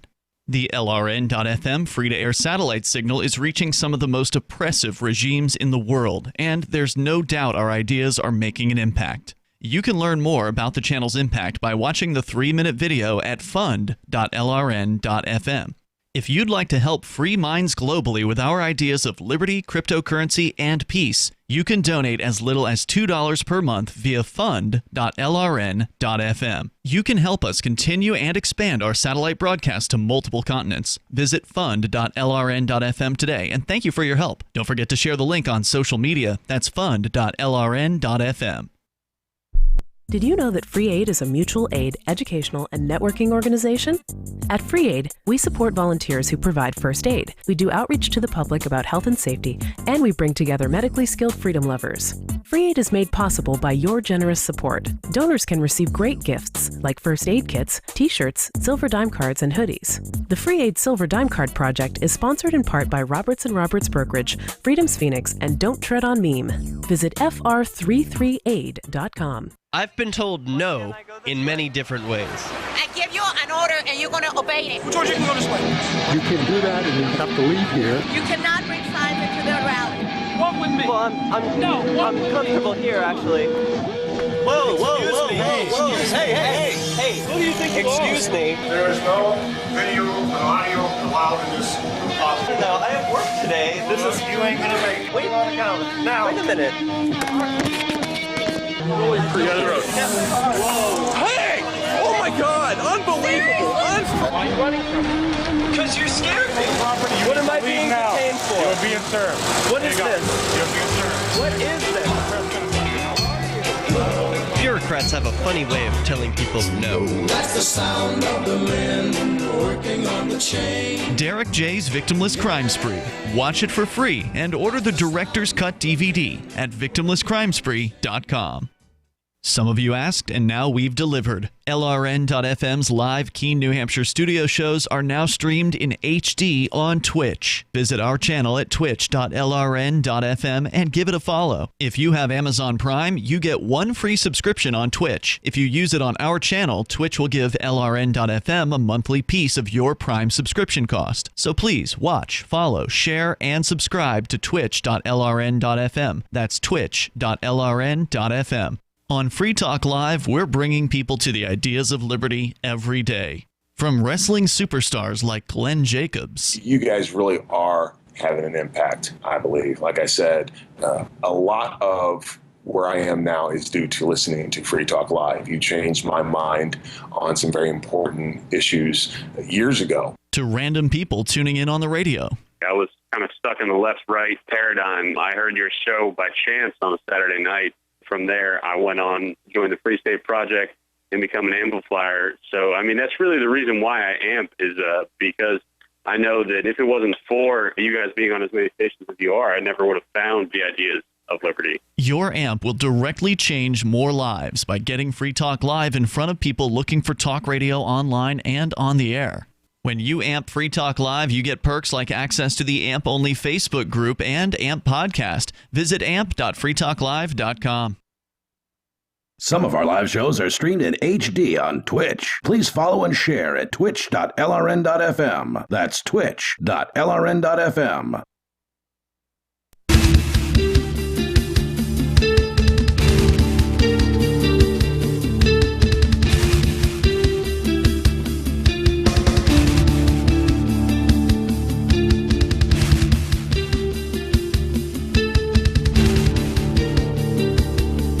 Welcome back. This is The Call to Freedom.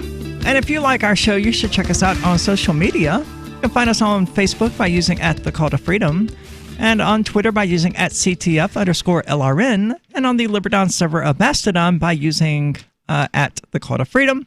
Of course, the best way to actually communicate with us and get in touch with us is on Discord, which you can find at discord.lrn.fm. Always interesting stuff going on. So evidently, video killed the radio star, or so we're told. And millennials, well, we have evidently just killed everything. Everything is the fault of millennials, and it's terrible, and we should be ashamed of ourselves for, how we effectively communicate with one another, because apparently millennials have killed the doorbell industry. Oh, my. With people admitting that they're too scared to answer the aggressive ring and don't open the door to visitors unless they text. Aggressive ring? Yeah, I think that's probably a bit much. But, I am a millennial, and I do millennial-style things without even thinking about it. Like, I was once going to meet this guy, and he stopped responding to my texts when I was out in his driveway, and I ended up leaving. And he was like, well, why didn't you just call? And my brain just shut off for a second, because I literally forgot that my cell phone was an actual phone. What? And I wouldn't have called this person in the first place, simply because that's not how any of us do anything. If my phone rings and I don't know you already and have and know that you're calling me about something important, there's zero chance I'm going to answer it. And if you leave me a voicemail, there's zero chance I'm going to check that. So if you want to reach me, you have to actually send me a text message. I'm sorry. I know that bothers a lot of people. It's just the way I work. Or an email, preferably an email, because this is all about personal space, realistically. If you're calling someone, you are intruding on their personal space. You are saying, hey, I have this thing, and it really doesn't matter whether or not it's convenient to you. I need you to deal with it right now. That's what it means to call somebody, or to ring their doorbell, or to show up at their house, or things like that. I'm okay with people showing up at my house, as we talked about previously, because I don't currently have a cell phone, which I'm also happy with. So the whole thing has been an interesting experience in that regard. But you're removing the option from them. Sure, they can just click decline or whatever. They can just ignore your call and all of that. But you're still knocking on the doors of their lives and saying, hey, answer the door. Versus texting, where you're just like, hey, here's a message, read it at your leisure, respond at your leisure. And even better with email, because there's never a read receipt with email. What there can be, but it's kind of difficult to set up, and you have to have cooperating email clients. Mm-hmm. Most of them can have that turned off anyway, so that you can actually open the mail without the sender being notified, which is what I would recommend people doing, because that's kind of creepy. It is. But it's all about personal space. Somebody showing up at my house means it's going to be a super important thing that I need to deal with right then and there. So I'm okay with that happening. Or is this somebody who's bored and wants to hang out? That's extremely rare, though. In fact, I don't think it's ever happened. But hey, I'm not saying it's impossible. Yeah, could happen. But I'm not the only one. And I would not answer the doorbell, I don't think. Actually, yeah, I would. Does the doorbell even work? Yeah, the doorbell works. Most people would knock. The doorbell is not the aggressive one. Knocking is the aggressive one, because, I mean, just in physical terms, pushing a button is substantially less aggressive than banging on a piece of wood. I mean, what do these people have playing as their doorbell? Is it like black metal or Gwar? We have Gwar. That would make an aggressive doorbell, yeah. But most people, it's just like this two frequency tone that plays. It's a nice, gentle, relaxing. You could press it all day and just music. Many of us, evidently, have probably adopted the habit of sending our friends a text to let them know when we've arrived at their home. Guilty as charged. Like, I will be out here on the porch saying, hey, I'm here, because it's just announcing myself rather than just walking. Of course, I'm here for the show. I'm just expected to be here, so I don't like message him and be like, hey, I'm here, by the way. I just come in, because he knows I'm going to be by. But coming by unexpectedly, yeah, absolutely. But have you ever thought about the impact this is having on the doorbell trade? I have to admit, I have never given it any thought whatsoever. I don't care about this obsolete little button that goes ding dong and lets somebody within the house know that I'm there when I have this little device and I can send it directly to them and let them know that I'm there. Well, I just had a thought. What? I guess the only people then that are ringing doorbells routinely are the people bringing your Amazon packages. Mine have always just been like dropped off. I don't think They didn't ring the doorbell? Not that I'm aware of. I know. But I'm like rarely home, and if I am home when they're delivering a package, chances are I'm asleep, and I'm not going to hear the doorbell anyway. Yeah, good point. But I mean, in realistic terms, texting someone I'm here is essentially the same thing as ringing the doorbell. You're just doing it differently. Rather than ringing the doorbell, you're ringing their phone, which they will absolutely hear because millennials are obsessed with their phones. Again, get rid of yours. It's nice, it's relaxing, and relieving. Yeah, and they even take it into the bathtub and everything. Yeah, people are proud about pooping while being on the phone. And I understand, we need stimulation. We do. And especially among millennials and younger generations, because we were just constantly stimulated as children and young adults. So I understand the need for stimulation, but for God's sakes, get some Clorox wipes. Wipe your phone down at least once a day. That's all I ask. That's a good idea. And yeah, it's a great idea. They're cheap. You don't really need to use them for anything else. Just buy a bottle or a container. I think they have 100 in them. You're good for 3 months. Just wipe it down. You poop, wipe down your phone when you're done. You will, because I don't take my phone into the bathroom, though. I have no comment about whether or not I do. Maybe I'm just old school, but if I do, it's usually just for music. So it's usually just sitting on the counter or something. But that really doesn't matter in the grand scheme of things, because of how bacteria moves and how the toilet, by definition, it throws all sorts of particles into there. Everything in your bathroom is covered with fecal matter. Just so people know, if you're not covering up your toothbrush, it has fecal matter on it. Yeah, like probably. the MythBuster. No, it's a fact. The MythBuster studied it. Oh, really? Yeah, I missed that episode. It's jarring. But your cell phone, on average, has more bacteria on it than a toilet seat. Not surprising. I mean, we have them up to our mouths filled with bacteria. A lot of people use them on the toilet, getting bacteria on your hands from the toilet seat, in fact. Yep. So it's not surprising. Just take a little Clorox wipe every once in a while, or once a day even, and just wipe it down. Just takes a few seconds, and then you're not disgusting people. That's why I don't use other people's phones unless I absolutely have to. Like if my phone is dead and there's just no hope of charging it and I have to use someone's phone, then I will do it. But in general, no, I don't. No, thank you. I'm not germophobic, but I know where that thing has been. And I mean, you're not sitting there fondling money while you're sitting on the toilet, but you are fondling your phone more often than not, especially millennials who will gladly take selfies while on the toilet. Oh my God. But earlier this week, Stella Donnelly Stan, what a stupid name, who claimed millennials were killing the industry, tweeted, because of course he did, "Can someone write an article on millennials killing the doorbell industry by texting here? Hey, you're a someone. Why don't you write your stupid article?" Well, someone wrote a stupid article because we're here reading it. That's true. Somebody fulfilled his idiotic request for his stupid article. His tweet resonated as it attracted 122,000 retweets and more than 500,000 likes. Oh my. And dozens of comments. Oh my goodness. Dozens of comments. One woman admitted the doorbell legit scares her now, as it seems so aggressive compared to a text. I jump every time. It just seems so aggressive now when you could just text. Well, maybe we can change the ringtones on our doorbells now. Change it to whatever the ringtone notification is on your phone. Brilliant. This is the Call to Freedom. Is oral health important to you? If you don't like your own teeth, fresh breath, or kissing people, then by all means stop listening. Several years ago, I met Jessica Armand, founder and CEO of My Magic Mud, and I became passionate about the product that she created and never want to live without it. It's clinically proven to whiten teeth, but I find it does much more. They want you to love My Magic Mud as much as I do, so they're giving you a money-back guarantee plus 20% off. Go to mymagicmud.com and use coupon code FTL20 at checkout. mymagicmud.com, FTL20.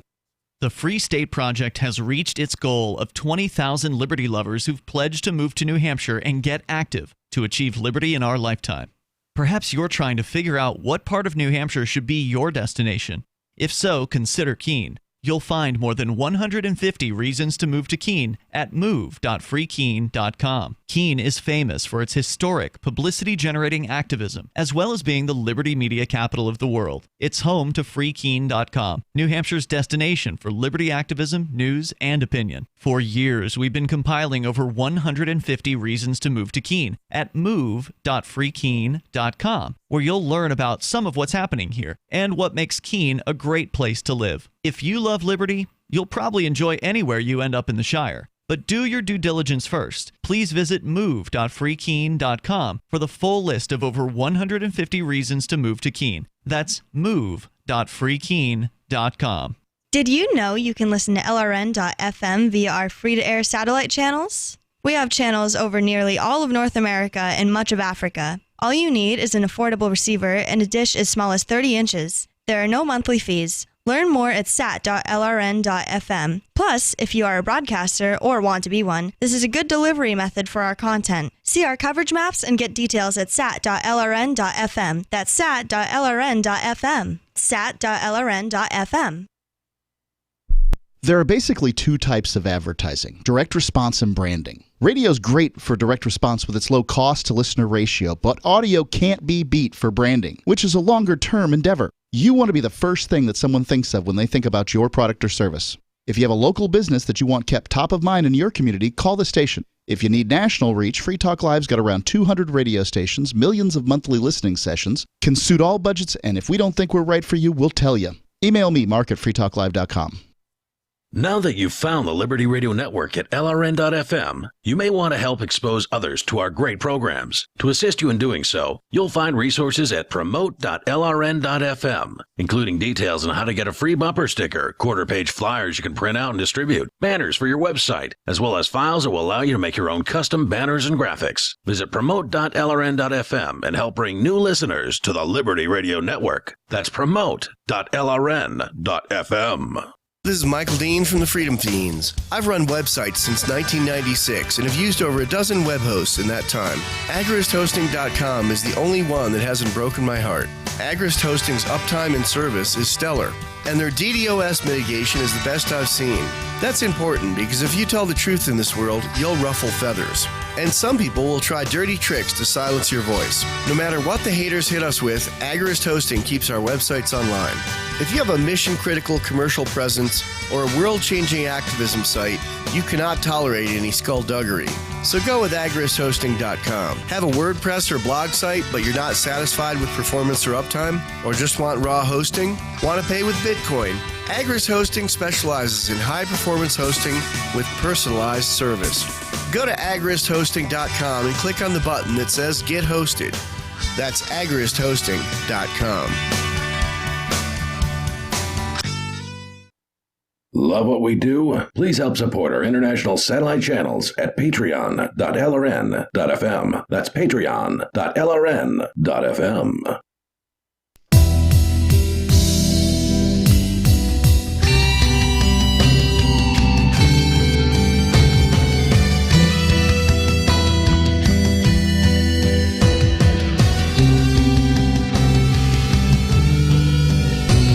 Welcome back. This is The Call to Freedom. And did you happen to know that Call to Freedom is available as a podcast? That's right. And it's good news for everyone who doesn't like the commercials. Honestly, I sympathize with you. I don't like commercials either. So I invite you to check out our podcast, which you can find at calltofreedomlive.podbean.com or on Spotify, Google Play Music, the iTunes Store, Radio Public, iCatcher, all kinds of stuff. It's everywhere. Yeah, I don't even remember the full list anymore.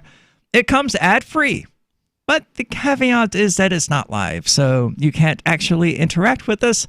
Of course, people like interacting with us. I was actually called the best host on LRN earlier today because I will actually play chess with people who listen to the show. Why wouldn't I? That's nice. Yeah.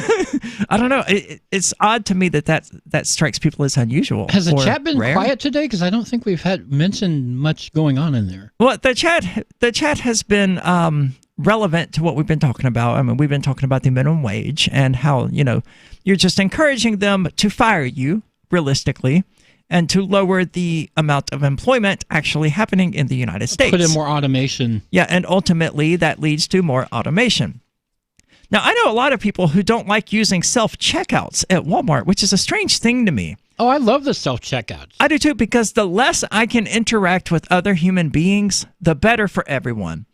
Walmart, I hate Walmart. It is the worst thing humanity has ever created. I don't believe in a God, but when I walk into Walmart, all I can think is this is a godless place. And it is. It's just fluorescent lights. It's people. God, how can people be so inconsiderate and just oblivious to the existence of other people? Well, that's a lot of humans. Yes, and it all concentrates inside of Walmart. Oh, yeah. I will be walking down an aisle and somebody will just start, some big fat woman will just start walking backward. Like, bitch, you are not a crab or whatever kind of organism walks weird. You're a human. You walk forward, not backward. You don't know what's behind you. I'm standing here. Stop walking backwards. But people do that generally. At least you take a look. Yeah, or turn and spot. Now, of course, she was pretty fat, so she probably wouldn't hit me anyway. But you have other people who just park their carts in the middle of the aisle while they do their shopping. And then they go, oh, sorry, I didn't mean to be in your way. But you did. Yes, you mean did. to be in my way. You were so inconsiderate. I just happened to call you out on it because I'm trying to freaking get through here. I'm not a fat person. I'm skinny. If I can't get through the aisle because your fat ass has blocked it, there's a problem here, and it's not me, it's you. That's Walmart. That's the people of Walmart. And if it's not that, you have entire families of people walking side by freaking side through the aisles. Like, look, I know if there's no one coming near you, you would rather walk by your wife, not in front of your wife. So in a sense, I get that. But when you are in Walmart at 2 o'clock in the afternoon and there are a lot of people walking around, look, I'm not saying walk single file like a bunch of ducks, but come on. There's absolutely no need for you and 2 kids to walk side by freaking side. Stop doing it. Pull the kids in tow. Put them on your shoulders. I don't care what you do, but stop taking up all the space in the aisle for your stupid family. I hate Walmart. I only go there for cat food and kitty litter. Excedrin. No longer Excedrin. No. Well, no longer cat food and kitty litter either, because they evidently sell those at CVS. Oh. And I will pay more to not have to go to Walmart. I will gladly... And deal with the people of Walmart? Yes. That's a site, by the way, peopleofwalmart.com. It is. I'm not a fan of it, though, because so much of it is just like poor shaming and slut shaming and fat shaming. Like, yeah, there's some really gross people out there, and I don't want to look at them, but I also don't think it's right to take a picture of them and put them on some website just to make fun of them. To me, that's not right. I'm not going to say it's immoral or it's aggression or anything like that, but it's not the sort of thing that a good person would do. Okay. Move your cart. Yeah, just move your freaking cart, man. Stop taking up the whole aisle. This is not hard. We're trying to have a society. And you fat idiots in Walmart riding around in your stupid scooters because you ate too many Cheetos and now you can't walk and your legs aren't good, so they had to cut off your feet. You're the reason everything is wrong with society that is wrong with it. Not millennials killing the doorbell industry. No, it's you fat people who want us to subsidize your existence. And we only have a regular Walmart here, not even a super center. Yeah, thank God. It would be even worse. Now, I would go if we had a supercenter simply because the supercenter would have a Walmart pharmacy. Subsidized by the state though it is, I would much rather pay $8 per month for my hormones than the $65 per month I'm paying now. That's enough of a savings that I would go to Walmart once a month in order to do that. And deal with the people. Yeah, but saving $2 on a $10 box of kitty litter, I'll just go to CVS. Thank you. Or saving $4 on a bottle of Excedrin is a pretty big savings. I mean, that's 20% of the cost. Well, the thing about CVS is that yeah, the prices are jacked up, but if you sign up for their little program, you get all kinds of coupons and discounts. Yeah, and I've signed up for their little program. Everything is more expensive at CVS. When I bought this, when I did my hair most recently, I bought it at CVS rather than Walmart. I've historically just bought it at Walmart, and I'm not happy with the blue at all. It was supposed to be turquoise. It is not turquoise. I'm not sure. It's a little closer to purplish, sort of black. That's because it's blending in with the red at this point. And red and blue, when they blend together, they do produce. Yeah, and if you wanted them to be separate, then yeah, it didn't work. No, I had it envisioned in my head going totally different than how it did. For the first day or two, it looked great, but I've noticed that the red is already fading substantially, like way worse than this is how it would look after 2 months of having dyed it. It should still be vibrant at this point, and it really isn't. Which I'm okay with. You know, the main thing about it was getting rid of the roots and doing the highlights. I'm excited to redo that, but it's not millennials that are necessarily the problem here. However, a lot of millennials are totally okay with this sort of thing. They're totally okay with being robbed to subsidize the unhealthy lifestyles of people who subsist off bags of chips and things like that at Walmart. They're totally happy subsidizing the lifestyles of people who buy $400 worth of groceries on food stamps. I'm not. That's where I diverge from the rest of the millennials. No, I don't care that we're killing the doorbell industry or any of the other industries that, like the cheap cat food that we've killed, that millennials are killing. I'm totally okay with that because, you're criticizing us for not giving our, animals, these creatures that we love and share our lives with, what is basically just ground up pig snouts? 100 years ago, they were complaining about cars because they were going to kill the horseshoe industry. They were indeed. What I've noticed, though, is this sort of generational blaming mindset thing. It feels, in my experience, like it's a new thing. I don't recall Gen Xers being blamed for everything that went wrong by the boomer generation. I don't remember them saying, these Gen Xers, they've destroyed politics. They've destroyed our... Yeah, you're right. Whatever. I don't remember anything like that. No, but then there were millennials, and changes started happening. Technology started changing, started progressing just in shocking strides. And millennials, being of the right age, adopted that new technology. And with this technology came the destruction of a lot of industries, including the doorbell industry, which is something I've never thought of, but it absolutely makes sense. Yeah.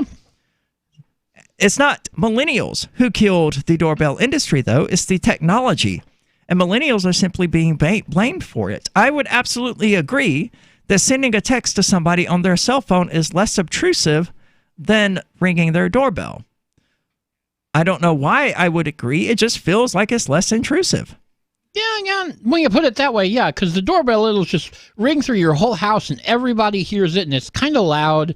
And your phone, it's just going to make its own little noise or vibrate or whatever. And it's just you. Yeah. So, I believe that technology is the source of a lot of this and not really millennials. But then there is the whole pet food thing and how millennials did kill or are killing the cheap pet food industry. Again, I can't pretend to be sad about that. I'm not going to feed my cats garbage. No. You shouldn't. No. I would. They generally eat better than I do. For the most part. You don't eat much of anything anyway. No, that's true. Well, this is the Call to Freedom. Don't go anywhere. There's more to actually talk about, and we're going to tear into it. There's people trying to, bring back stoning, evidently, here in the United States. Not even bring it back, just bring it here, because we've never really had a policy of stoning people. But we might now. This is the Call to Freedom.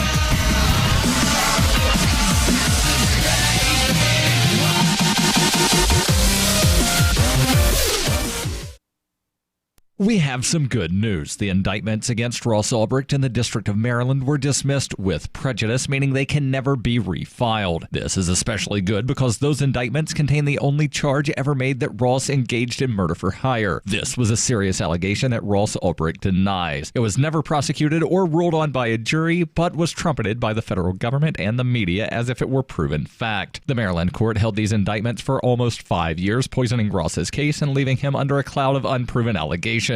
As explained in Ross's appeal to the Supreme Court, the fact that the judge used these allegations to give Ross a draconian sentence of double life without parole violated his Sixth Amendment right to a jury trial. Judges are required to issue sentences based on convictions decided by a jury, not unproven allegations never even charged at trial. Although this is a positive development, the dropped indictment will not set Ross free. Now, a presidential pardon is Ross's only hope of freedom. Sign the petition at freeross.org. freeross.org. LRN.FM is proud to announce our official listening apps for Android and iOS devices. Now you can easily tune into our streams anywhere, anytime on your smartphone or tablet. Just visit apps.lrn.fm or search for LRN.FM in the Android or Apple app stores. Please download, rate us 5 stars, then share the link on your social media and let your friends and family know how you're listening to LRN.FM. Download it now, free at apps.lrn.fm. What do you shop for that you could otherwise buy at Amazon? Pretty much everything, right? Amazon has competitive pricing and they deliver, and that's a big plus. If you could plan ahead in your shopping, would you be interested in saving up to 33%? There's a catch. You have to do your shopping in Bitcoin. But imagine those savings. It's like a huge raise. All you have to do is go to saveitpurse.com. We've saved thousands, and you can too. Plan ahead and save. Saveitpurse.com. More of the Call to Freedom is coming up next, live after the news on the Liberty Radio Network at LRN.FM. This is the Liberty Beat, your daily source for Liberty news and activist updates. Produced in partnership with SNLS News and listeners like you. Online at libertybeat.news and snls.news. I'm Mick Murrow with your latest edition of the Liberty Beat. Gold is trading at $1,327, silver at $14.82, and Bitcoin is trading around $7,589. Today's prices are brought to you by InnoScale. Take off with Managed Cloud. Looking for a safe, secure way to store your important files online? Let InnoScale handle it for you. Their high-availability cloud servers are the perfect solution for clients needing one or more secure, scalable servers with built-in hardware failover protection. For details, see them online at innoscale.net. In the news, imprisoned WikiLeaks publisher Julian Assange scored 2 legal victories Monday when a Swedish court refused prosecutors' requests to have Assange arrested and extradited from Britain to Sweden. While the U.S. Justice Department said it would not prosecute Assange for the publication of the CIA Vault 7 files. The Anti-Media reports the Uppsala District Court rejected a request for a European arrest warrant for Assange, based on an opened 2010 investigation into sexual assault allegations that has twice been dropped before. Without the warrant, Assange cannot be extradited to Sweden to be questioned. Sweden's Deputy Director of Public Prosecutions, who last month announced the reopening of the probe and Sweden's extradition request to Britain, said she's deciding whether to appeal the ruling. The pressure is now fully back on Britain alone to decide whether to extradite Assange to the United States to face espionage charges for the conduct of investigative journalism, as the U.S. indictment itself describes. The Liberty Beat is sponsored in part by Brave Botanicals, high-quality kratom and CBD at reasonable prices with excellent customer service. Brave Botanicals is activist-owned and mission-driven, and believes so strongly in the power of kratom, they're giving it away for free. Just go to freeounceofkratom.com for a free ounce of kratom delivered to your door. Just pay shipping. That's freeounceofkratom.com. This is the latest edition of the Liberty Beat. Find us online at libertybeat.news and snls.news. Your news now continues.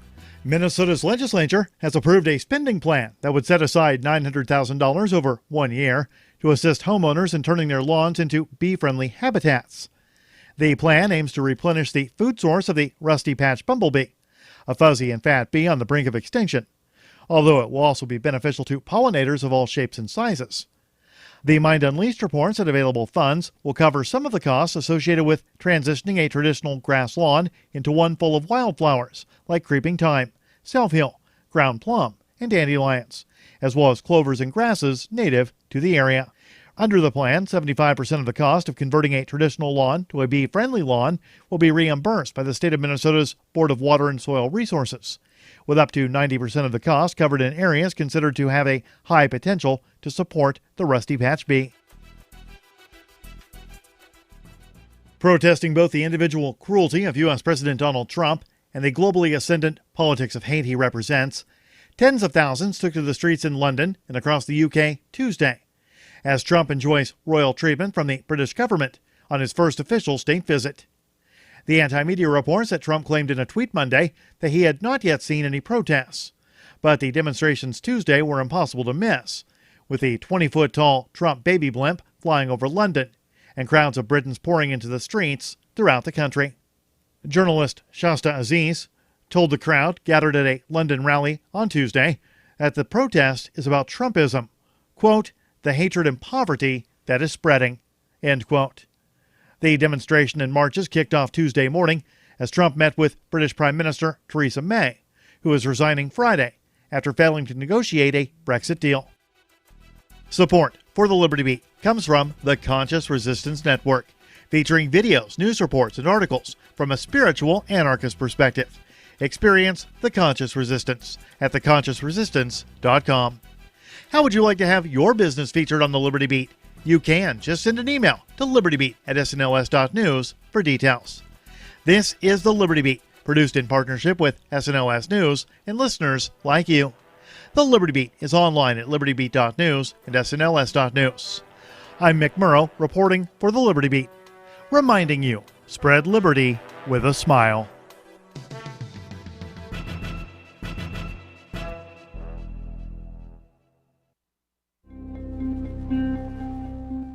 Sources at the video streaming service Netflix reported today that they had sent local man Shane Fowler a personal message earlier just checking to see if everything was okay after the 31-year-old watched an entire season of the FX program Sons of Anarchy in a single viewing session. Well, we happened to notice that Shane had been sitting in front of his laptop and had burned through all 13 episodes of the first season of Sons of Anarchy. So we thought maybe we could send him a note and just sort of make sure he was doing all right, or if he needed someone to talk to or something. Netflix says the message, which Fowler received minutes after he finished viewing the season 1 finale of the motorcycle gang drama, was just a way for the company to see if there was anything they could do for their longtime subscriber. I mean, we do this stuff all the time. Just last year, Mike Ralston from Bartlesville, Oklahoma, watched all 4 seasons of The Tudors after his wife left him. We were there for him.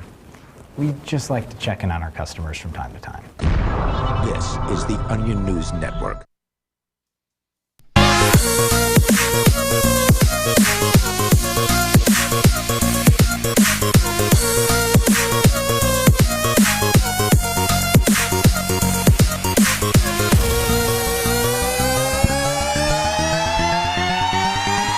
Welcome back. This is The Call to Freedom.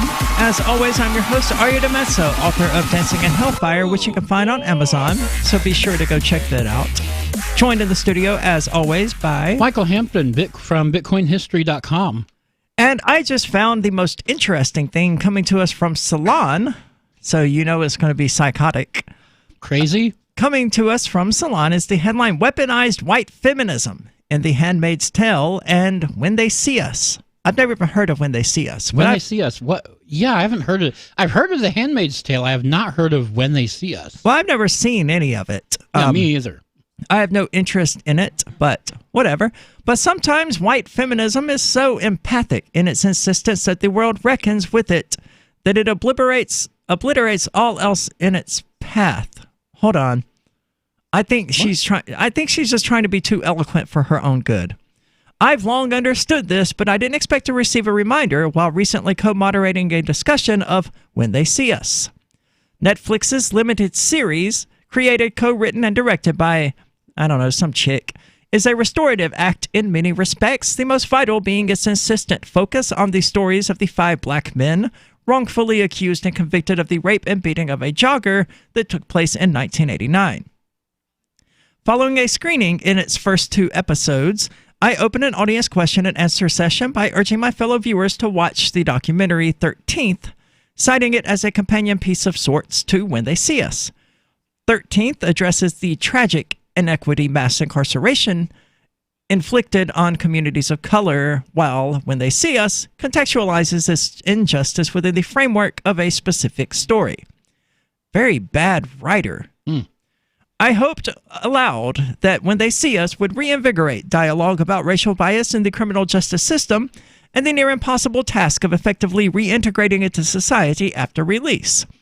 Lastly, and most germane to this conversation, I opined that it demonstrates one way white feminism fails and even oppresses people of color. The last point is demonstrated by Felicity Huffman's chilly portrayal of former prosecutor Linda Fairstein, a woman so driven to gain closure on this rape of a wealthy white woman that she decides that these 5 black men, boys ranging from 14 to 16, committed the crime. No evidence tied them to the rape, and none had prior records. Corey's sole mistake was to accompany his friend to the police station. That was the only reason that one of them was arrested. But in DuVernay's script, Fairstein amps up the detectives investigating the case, reminding them that this is the opportunity to get some justice for their lady jogger, a lady who happens to be a pretty blonde investment banker. When detectives find the evidence and the boy's testimonial don't add up, Fairstein urges them to make it add up. Think of our lady victim, Fairstein says time and again. Referring to the black men as thugs and animals, the cops intimidate them until they submit false confessions. Now, all of this doesn't sound like... I'm confused here. This sounds like how it probably happened. Yeah, that sounds pretty typical. I don't see what the issue is, that she portrayed it accurately. She goes on, why am I spelling this out? That's a good question. Everyone would like to know before you fully spelled it out. Because moments after I made that remark about weaponized white feminism, a white woman... Hold on. Stop. Pause. What is she talking about? She simply asserted that white feminism is used to oppress people of color. Yeah, is she going to get into... Is she saying that this prosecutor was a weaponized white feminist? She doesn't really spell it out. She thinks she is, but she's certainly not spelling it out. But evidently, a white woman raised her hand and declared that the real companion piece to When They See Us is The Central Park 5, the 2012 co-produced and directed by Sarah Burns the co-produced movie directed by Sarah Burns. She is an absolutely awful writer. Yeah, by her father and her husband, based on a book Sarah published about the case in 2011. This was followed by another white woman asking somewhat aggressively, okay, so they disagreed with you about what a good companion piece to this film would be. I don't think that demonstrates their oppression of people of color, however much you might like to think your skin color makes such a response justified. But evidently another white woman asked somewhat aggressively if DuVernay had spoken with Fairstein or fellow former prosecutor Elizabeth Lederer before making her series. In response, I reminded her that When They See Us is not a work of journalism, but a scripted work informed by history and public record, whose intent is to center the stories and perspectives of people whose identities were erased, first by the news media and then by history. Besides, I added, Lederer secured a teaching position at Columbia University's law school, and Fairstein became a best-selling crime novelist. They made out just fine in the intervening decades, although audience reaction to When They See Us has prompted Fairstein's chickens to come home to roost, forcing her to resign from board positions and prompting calls for a boycott of her books. But back to the post-screening, yes, let's get back to that, because I don't think you're making the point you attempted to make. It was clear that the second woman was not content with my answer.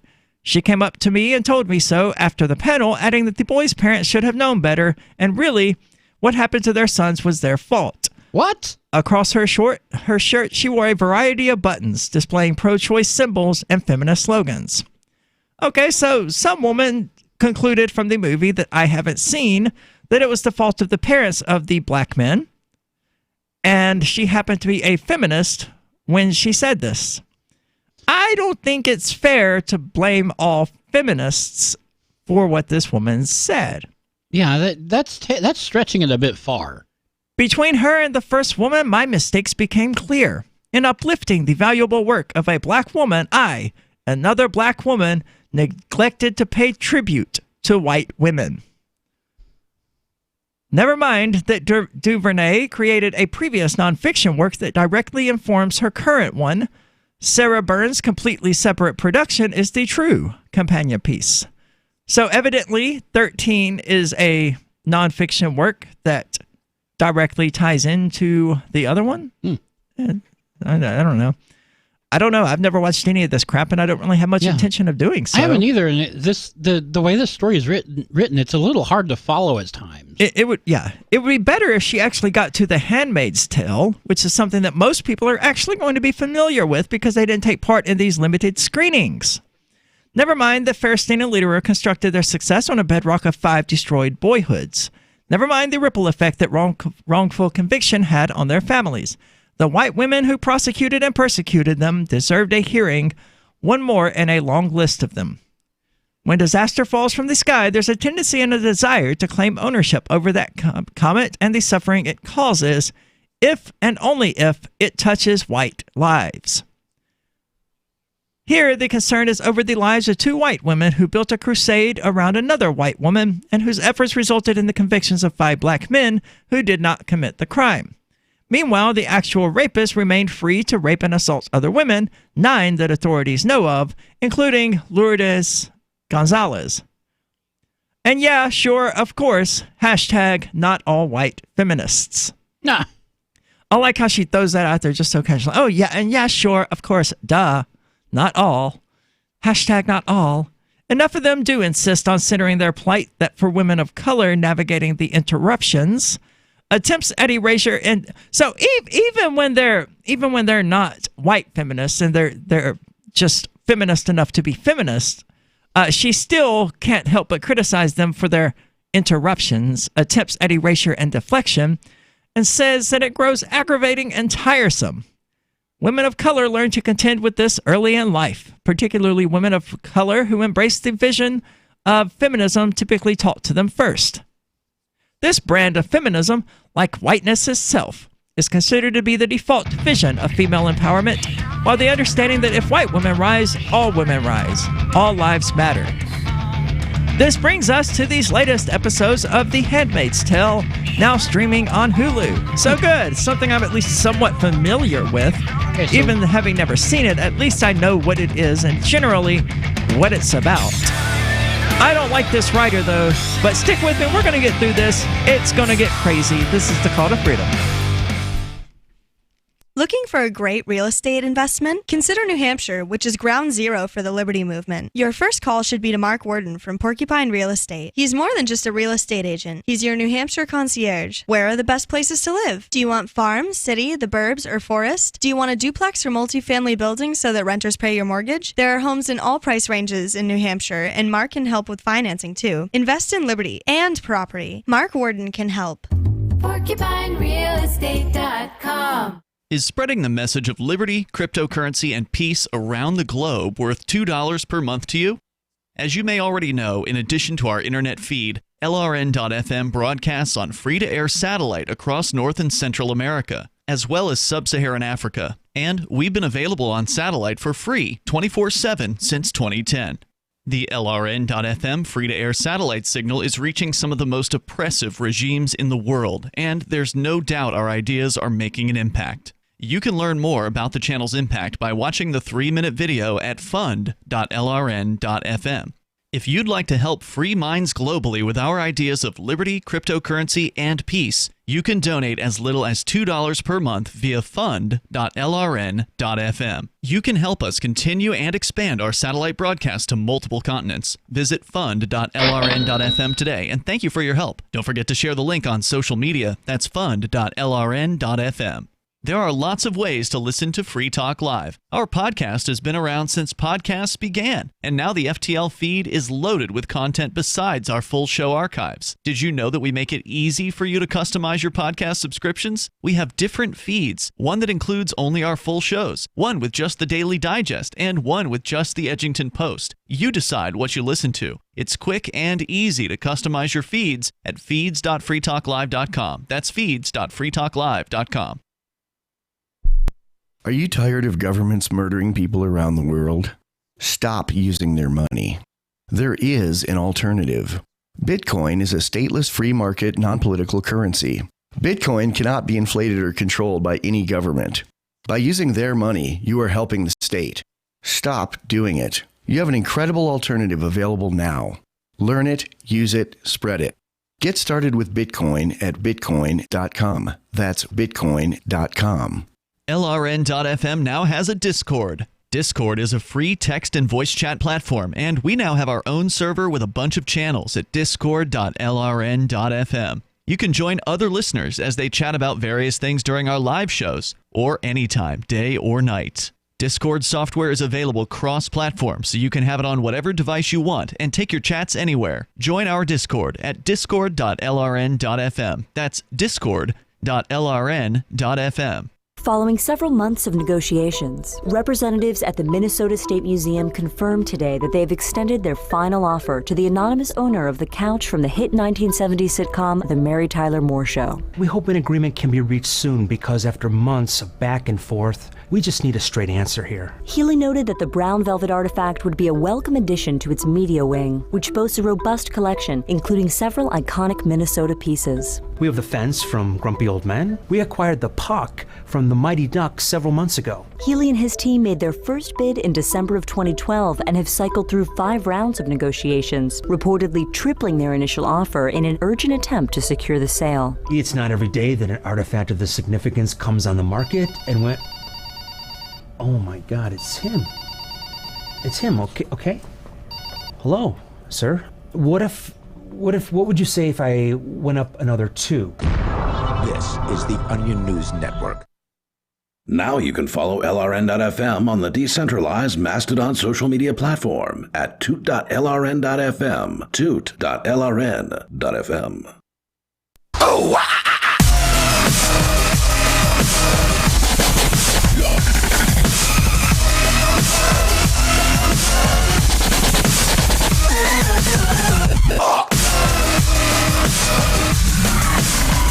Welcome back. This is the Call to Freedom.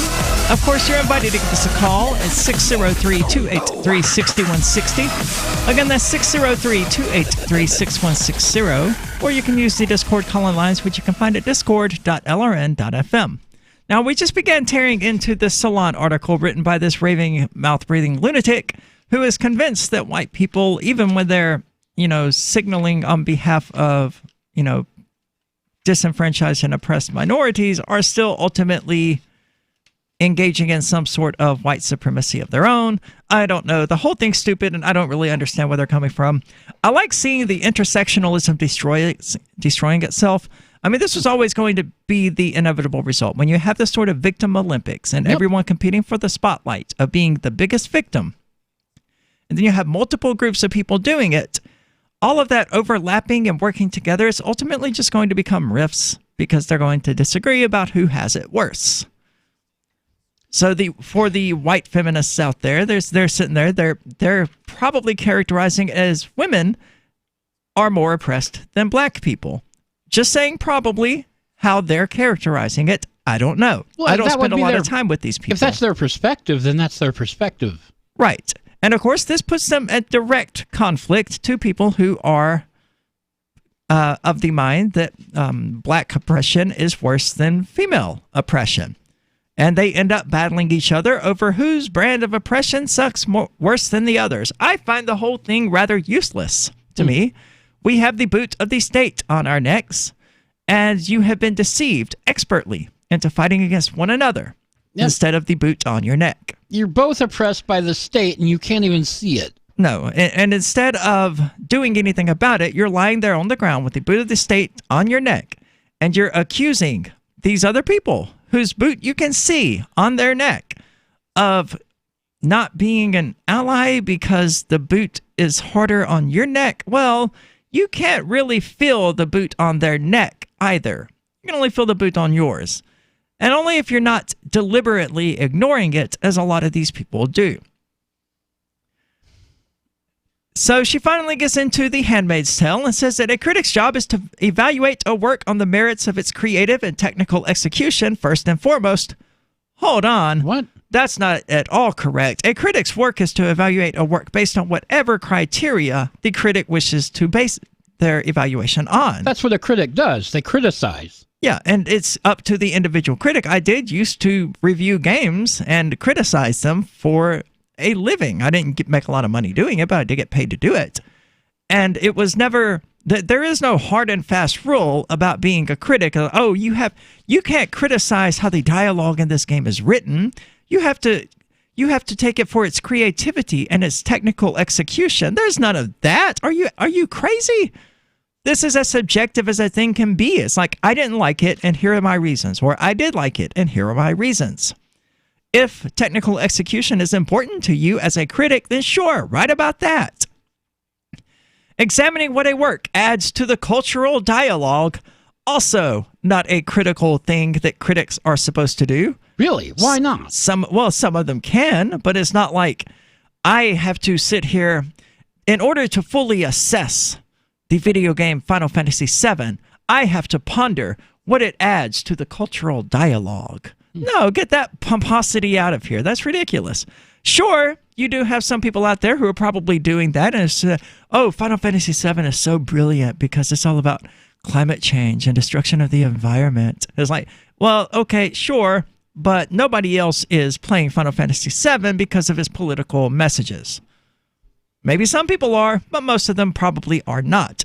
So the critic who focuses on these sorts of things, they sort of isolate their impact and their ability to reach people based on what they value. Yeah, if you're reviewing a video game, that's usually not the sort of thing you're looking for. No. And if it is the sort of thing you're looking for, the only people who are going to be reading your bizarrely analytical reviews of specific aspects of the game that don't ultimately compile the entire package are people who already agree that those are the most important things.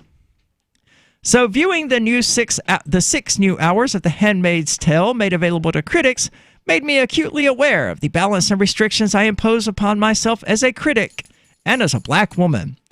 I can never forget that part of my identity, even as I operate from the cool framework of criticism, I strive to construct my evaluations from a kind of liminal space between these parts of my identity. That's a lot of words to say. I try not to be a black feminist when I criticize things, but I'm a black feminist when I criticize things. Yeah, that's a nice that's a lot of words to obscure what you're actually doing. Yeah. Sometimes a work makes that impossible to do, particularly when I and other people of color have made the same criticism over and over again. All I heard was the term identity, and I knew what I was listening to. Oh yeah, Salon. Season 3. Salon, I believe, is up for sale. Really? I am not surprised. Yeah, they're basically broke. It's probably kind of hard to run a successful business when your business is insulting everyone and telling them they're not holier than thou. Not quite good enough. Yeah. Which is basically the whole shtick behind sort of liberalism generally. Oh, that's good, but not quite good enough. You could be better this way. You don't have enough intersections. You don't understand how oppressed we are. Right. And ultimately, you can have the right opinions and just be the wrong color and wrong gender. And then still, it's not good enough. Yeah. So Season 3 of The Handmaid's Tale glows thanks to the superb work of cinematographers and blah, blah, blah, who renders blah. Nobody cares about the cinematography of the show, chick. No one cares. Nobody's sitting around watching and going, wow, that is some good camera control. Handmaids quietly ascend a spiral staircase shaped like an eye in one scene. In another, their wings are placed. You must be an absolutely awful freaking critic. Yeah, it's starting to sound like it. Evidently, the handmaids in Washington, D.C. all wear muzzles, and in one moment, June stares up at what we recognize to be the Lincoln Memorial. We are supposed to take in the quiet irony of a woman enslaved at the feet of a once proud icon of American history. It may be lost on some of us that Abraham Lincoln's story also was prettied up by history. His own racism largely washed away. Well, good on her, at least for acknowledging that. Yeah. But I'd wager most viewers simply see the heroine of The Handmaid's Tale muzzled and subjugated at the feet of the great liberator. So I have never bothered to take any time to consume this Handmaid's Tale. Nor have I. But I've heard it's trotted out over and over and over and over and over again ad nauseum by, those on the left. There's women out there wearing handmaids' uniforms and, lined up in a sort of subservient fashion to show that, I don't know, we're moving more towards this or whatever. But, I mean, what kind of crazy mixed up world does one live in to think that somehow women are less free than they were X number of years ago? I mean, if I think about my mother, who was the second field engineer for General Telephone and Electronics for the state of Florida, not exactly, she didn't exactly kick the feminist door open or anything like that, but she, took a job that women weren't willing to take at the time. This was in the probably late 70s or very early 80s. That position is now just chock full of ladies. And as a matter of fact, most of what she did at the time, you don't have to do because it's chock full of computers. But this is the Call to Freedom. Don't go anywhere. We'll be back with more of this discussion in just a moment. Would you like to hang out with Penn Jillette? He's keynoting Freedom Fest this year. I, for one, am thrilled. Freedom Fest is the largest liberty-oriented gathering in the world. They take a Big Ten approach with libertarians, conservatives, liberals, anarchists, and just open-minded people mingling together to hear real debates, share real solutions, and converse freely. This year's theme is the Wild West, a time of liberty and opportunity, or a time of anarchy and violence. Maybe both. Go to freedomfest.com/FTL and get your tickets now. freedomfest.com/FTL. Not convinced yet? Hey, I understand. It's a high-end event, even with coupon code FTLEB. Sure, you're likely to receive investment advice that'll make that sum seem paltry, but I have something special for you. Go to freedomfest.com/FTL and you'll get the 5 best speeches from last year for free. Call it a test drive. Do yourself a favor and go to freedomfest.com/FTL. freedomfest.com/FTL. Use coupon code FTLEB for a discount. So you've signed the Shire Society Declaration and are planning your move to New Hampshire to be around more liberty-oriented people. Next, sign up for the Shire Society Forum at forum.shiresociety.com. There are a bunch of people there who are already in the Shire, and they want to meet you. If you're already in the Shire physically, you should also come by the forums. Remember, not everyone uses Facebook. New people are signing up for the Shire Society Forum every month, so drop in and say hello at forum.shiresociety.com.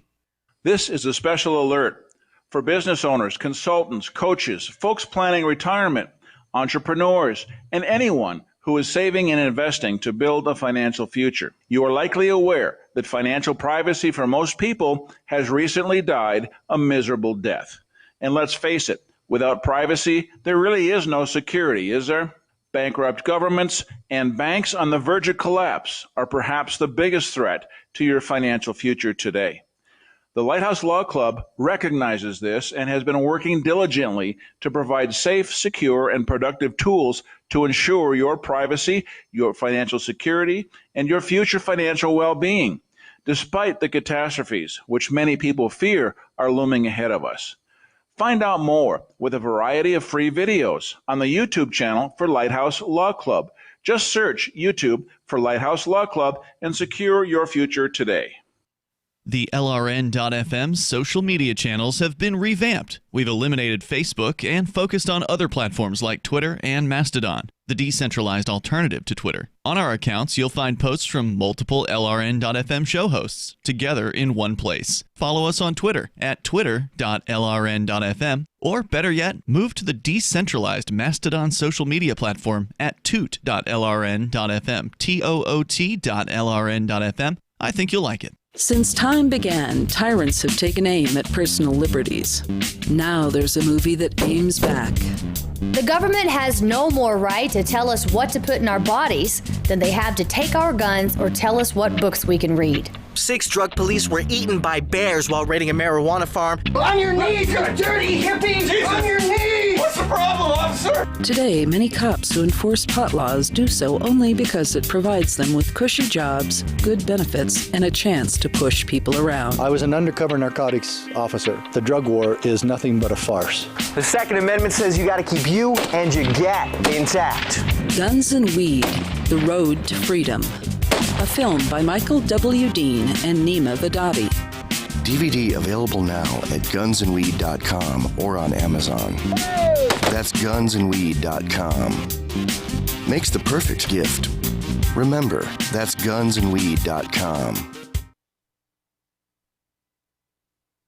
This is the Liberty Radio Network, broadcasting the latest liberty-oriented audio content 24 hours a day at LRN.FM.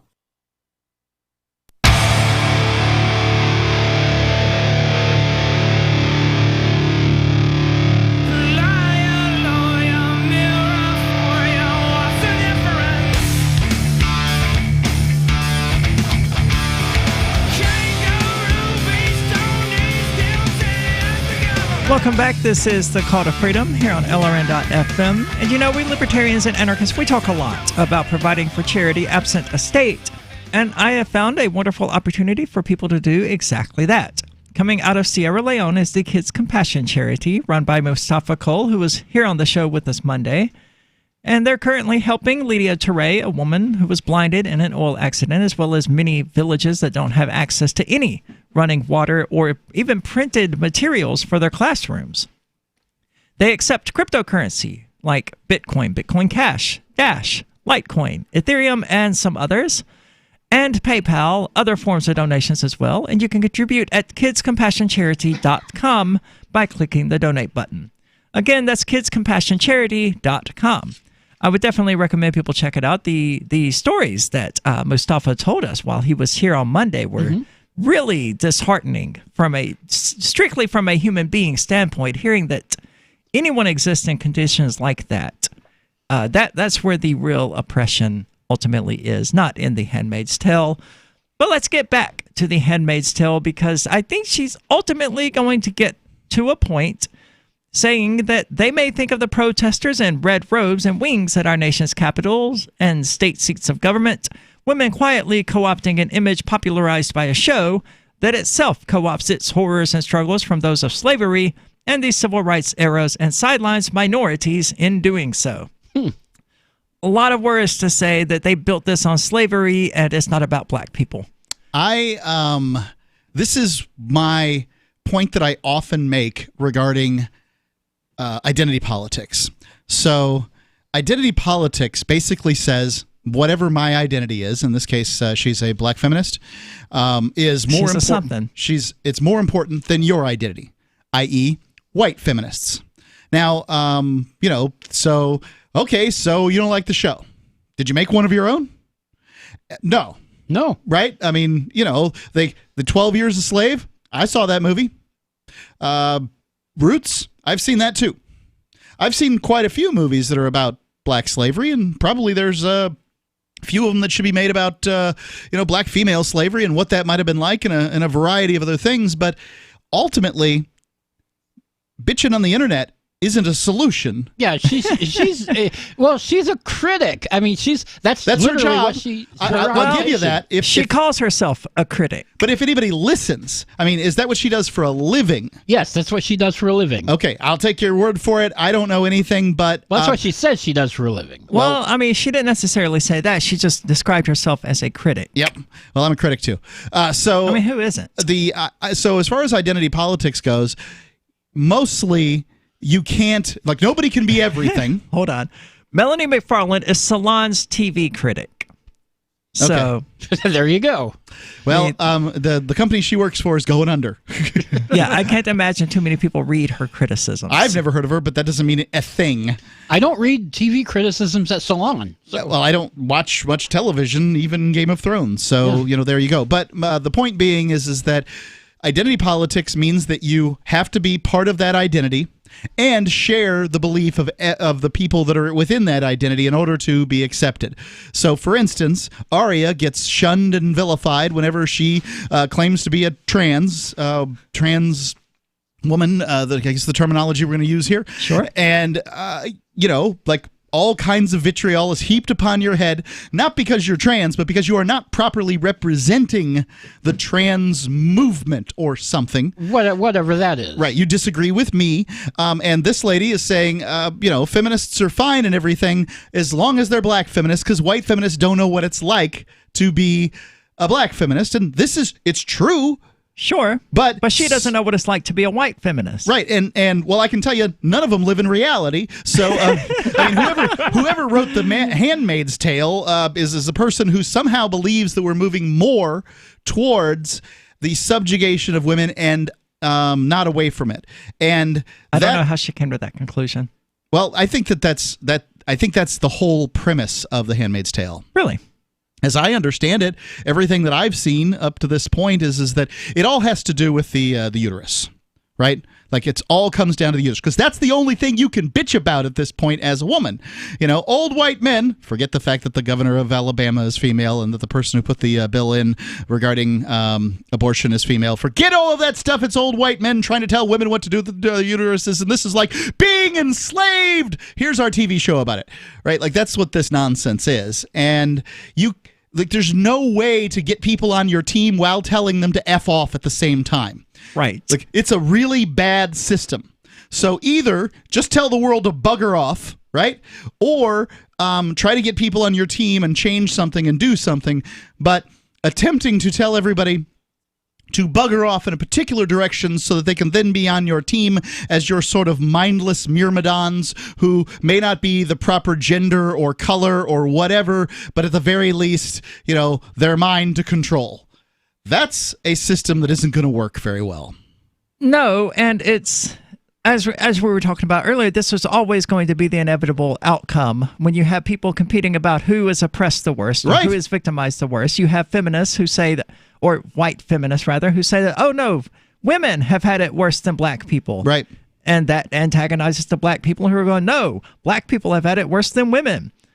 This is one of the things I try to do on the regular is when, when somebody calls in with a particular point of view regarding what is worse than the other, does it matter? Well, I think it's I just point out that hey, there's some black guys out there that might disagree with you, or whatever the situation might be. But I think feminists have a real problem with upper middle class women attempting to pretend like they're in some manner or another subjugated. I mean, it's a little laughable.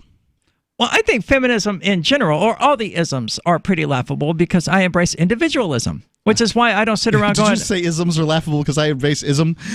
Yeah. Well, individualism is not collectivist by definition. Yeah. So I would say I embrace individualism. Collectivism is laughable. And the vast majority of the other isms are just forms of collectivism. Sure they are. Yep. But it's why I don't sit around going, LGBT pride, I'm trans, be respectful of me and give me free stuff, or whatever the other idiots are saying. Yeah, I want a participation trophy for being not cis, het, white, whatever. Well, I don't qualify for a lot of that. So I wouldn't get those. You got one of them or two, maybe. But that's essentially what the Boston Pride, straight pride thing is going to be. Is we want our participation trophy for straight people. Yeah, I wonder how many people are going to show up for that. Probably just the three organizing it, and a lot of counter protesters, or just a few incels. Yeah, right. Bunch of white guys showing up for a march about something, and about 3,000 protesters. Yeah, it definitely won't be a lot. That'll be hilarious. And the counter protesters will absolutely outweigh the. Well, have fun, guys. All of you. Pride people. See, that's the thing is that my identity is so crappy that I just won't even I wouldn't even bother showing up for a parade for me, as long as it's my identity. Like I reject the notion of an identity, period. I'm not interested in it. I don't define myself by my color or my race or whatever. That's your privilege. Speaking. Oh, I see. That's so I'm told. That is what the response would be. Yeah, I'm right. Sure it would be. But, I mean, I don't know. I don't know how to solve this particular problem, but I can tell you, as a convicted felon, I face a heck of a lot more codified legal discrimination than the average person does. Because whatever they can complain about, whatever anybody can complain about, I've got laws I can point to that say Yeah, well, you don't have to hire him if you don't want to, and blah, blah, blah, blah, blah. So there's all kinds of things. I am, subjugated and vilified, and it's completely legal. To me, the whole thing is kind of a red herring. All I know is my experience. All that this woman at Salon knows is her own experience. To take some part of that experience that was negative and say, oh, this happened because I was black, this happened because I was female, is absolute nonsense. It's an imaginary hypothesis that she cannot demonstrate and that we simply have to believe to be true. I believe some of it's true. But I don't know that I believe or disbelieve any of it's true. She's just pointing to a characteristic she happens to have and blaming it as the source of a lot of problems. The new 4th edition of Healing Our World, The Compassion of Libertarianism, will take your understanding of liberty to a deeper level and has over 1,300 updated references, new cartoons, and a foreword by Dr. Ron Paul. With discounts for multiple book purchases, the 4th edition of Healing Our World is a great gift for the liberals, pragmatists, environmentalists, and Christians in your life who think libertarianism is cold-hearted. Get yours today at healing.freetalklive.com and use promo code FTL for a $5 discount. Hey guys, Mark Claire here, lionsofliberty.com, where we strive to advance the ideas of liberty daily. We bring you the Morning Roar.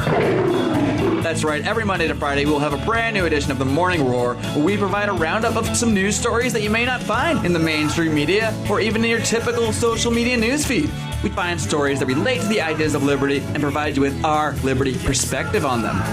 Every Monday, we have our longest-running feature, Mondays with Murray, named after the great libertarian Murray Rothbard, where we'll examine an article or an excerpt from his works and help convey his view, along with our little spin as well.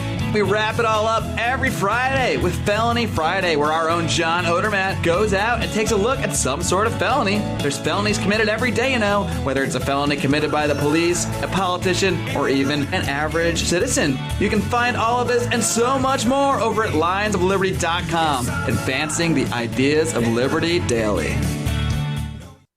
Imagine someone in your community getting in their car, turning on the radio, and hearing the Liberty Radio Network. You can make that vision a reality with your own micro radio station. Visit broadcast.lrn.fm to learn how you can put our programs on the air in your area. You can have LRN.FM running around the clock, and you can even add in your own local shows. Building a radio station is simple, but programming isn't. That's where LRN.FM comes in. Learn more at broadcast.lrn.fm. That's broadcast.lrn.fm.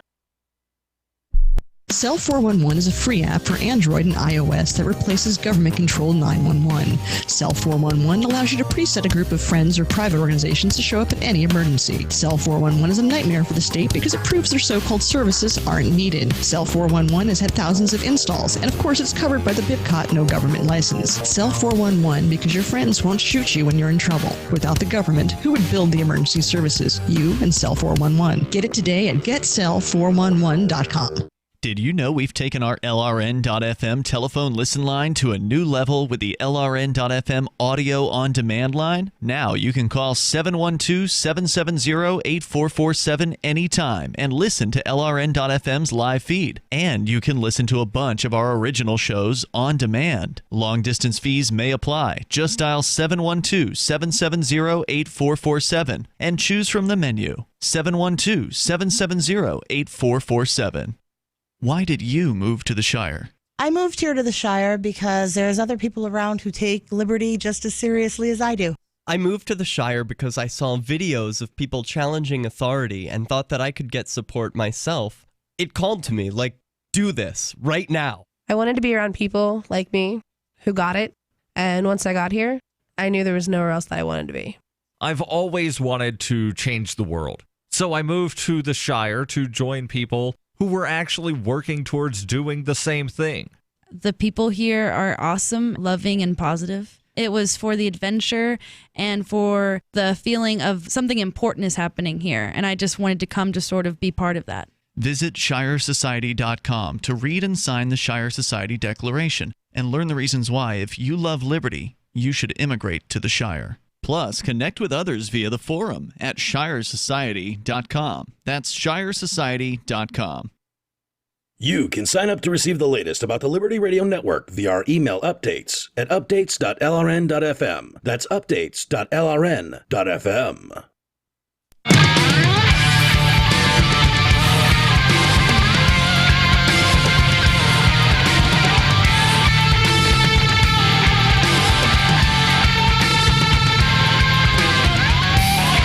Welcome back. This is The Call to Freedom, and maybe you regularly listen to the show and you've been wondering how you can help and show your support. Well, social media shares certainly go a long way, but so does cash.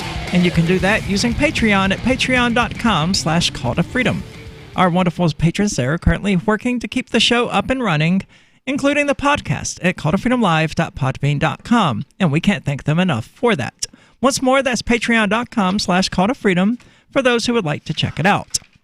And we've been talking about The Handmaid's Tale, or rather, the salon writer has been talking at us about The Handmaid's Tale, because evidently she finds the whole thing to be rather problematic.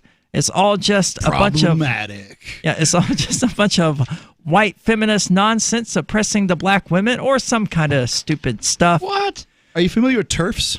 Oh, yes. Okay. Yeah, trans-exclusionary reaction. Radical feminists, yeah. So Serena Joy is a woman who wrote a book that became one of the Gilead's founding texts, but who lost a finger for daring to read a passage from the Bible. She's also flaxen-haired, and her delicate features add to her picture as America's feminine model. I don't know. She rambles a lot about completely unrelated stuff. All of these actors gift the audience with outstanding performances, as do, and out of God, we do not care, lady.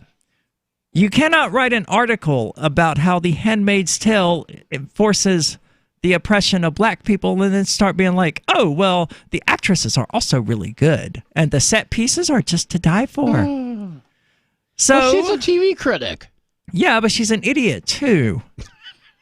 Well, she works for Salon. Bledo's Emily, who is attempting escape via the Resistance's version of the Underground Railroad with some other people I've never heard of. Her flight forces her to ford a fast-moving river with another woman's babies in her arms. Like Maura, Emily is a lesbian, and her journey to rebuild her life is the one The Handmaid's Tale explores closely in the third season's first 6 episodes. So this is going to sound really white male here for a second, but I think that the feminist movement ultimately is the lesbian movement anyway. And here's the reason. Oh, my. I know. Look, here you go. I'm ready for the critique. The reason being is that prior to the vote, so first wave feminism wanted the vote, and temperance. Let's not forget that. Let's not forget about it basically telling people they couldn't consume alcohol, because that's really what it was about. So women, wanted the vote and all that good stuff. Excellent. At that point, each household had one vote. I would be willing to bet that the vast majority of households in the United States currently have basically have 2 votes. So the amount of votes doubled, and now each household has 2 votes, and they vote the same way. Because probably most of the time. That's how they do it. If not, they just cancel each other out, and they shouldn't even bother going to the polls. Yeah. Well, they probably don't discuss it. Well, like if someone's husband secretly supports Trump, or supports Trump while she supports Sanders or Hillary or whatever, I imagine that's not something they share with one another. Could be. There's certainly, I would be willing to bet that there's quite a few guys that, say, that darn Trump and all of his stuff, honey, I hate it, and, went and voted for it. But I think that the vast majority of votes out there, households vote the same way, meaning that by doubling the amount of votes, you just cut in half the value of a vote for a family. And so therefore, all we're really talking about most of the steps of the way are single women and lesbians. Single women who will at some point have a husband, or lesbians. And I'm not saying lesbians shouldn't have a vote or anything like that. I'm just saying that that's what I think that feminism ultimately is about, because it's, you got to go out, you got to have the career. They don't really talk about children and child rearing much in the feminist movement. It's all about, because those are dependencies, and it was all about independence. There you go. But most of the women I've talked to in my life want a child. Yeah. So I would agree. What do you do with this information? That's why I say that this whole movement is really largely about lesbianism. So whatever. I could be wrong. I don't hate lesbians. Just saying. I love lesbians. Slap it on there. Put the title on and wear it proud. In one scene, June remarks that the difference between the handmaids and the Marthas is that the domestics have the advantage of being invisible. Are we supposed to understand what that means? Only if you've either watched the TV series or read the book. Supporters of The Handmaid's Tale might femsplain. Femsplain? Swear to God, she said that. Well, we might as well. I mean, at this point, if a man doesn't get to explain anything because it's mansplaining, then why not have femsplaining? Okay. Let's just have it all. I think, Whitley, what these ladies are doing in this, or what's being done in this television show is white-splaining. Yeah. They might femsplain that excluding people of color from the storylines 4 is part of creator Bruce Miller's point. Racial annihilation is but one fruit in the white patriarchy's harvest. Because the white patriarchy is really being successful at racially annihilating where? I mean, exactly where? At America, it's been at least 5 years since the last year that a majority of white children were born in the United States. So if the white patriarchy is about eliminating people of color, it is failing miserably. This is the kind of mixed up, skewed world that somebody has to live in. Like, this is not reality. Ladies and gentlemen, the reality we live in is that the United States has had its last ever year of a majority of white children being born. We do not live in a racially dominated America. Barack Obama didn't break the glass ceiling. He showed that it was no longer there. If it was there, he'd have bumped his little head on it. Presumably, I don't disagree with most of that, certainly. That's why you're not arguing it. Making Gilead a mostly white place with just enough sprinklings of people of color for these holy, God-fearing white people to not talk about race at all is its own anti-racist sentiment. These same viewers may also cite to the fact that June's best friend and husband are black, that she is the mother of a biracial child. I don't know, never having seen it, but it doesn't sound like it's, only white people. Tokens. These are tokens. Oh yeah, they're obviously. I had been watching South Park for years before I realized that they literally named their black character Token Black. It just never clicked with me. I just thought his name is Token. Okay, then oh, that you well, it that's took your you that long. privilege. I got that instantly.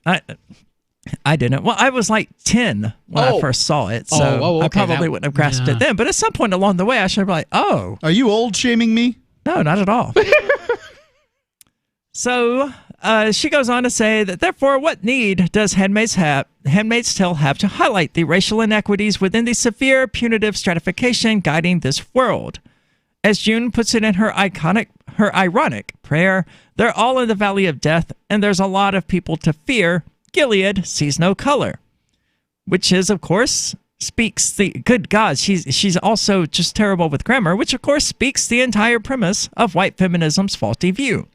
Time and again, women of color are in the vanguard of civil rights struggles, but as in reality, their lives matter only insofar as white women's lives matter. Well, I don't know how to tell you this, but yeah. Do you operate under the delusion that they're supposed to matter more? I don't get it. I just don't. Then again, I'm not supposed to. The lives of black women only matter insofar as white women's lives matter. To me, that sounds like a successful iteration of feminism. Maybe what she's saying in that statement, so when she's saying insofar as, what she's trying to say is that black women's lives only matter because white women's lives matter, and that therefore, if it wasn't for white women picking up this banner, that black women wouldn't have black feminism at all.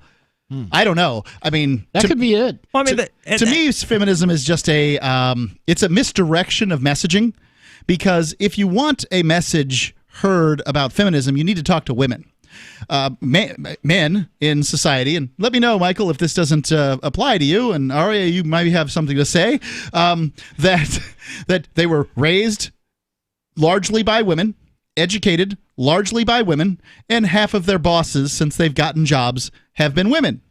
So if that does kind of jibe with my experience, right, and some of them have been women of color. So if there is a problem with the way men act, it's because women have taught them that.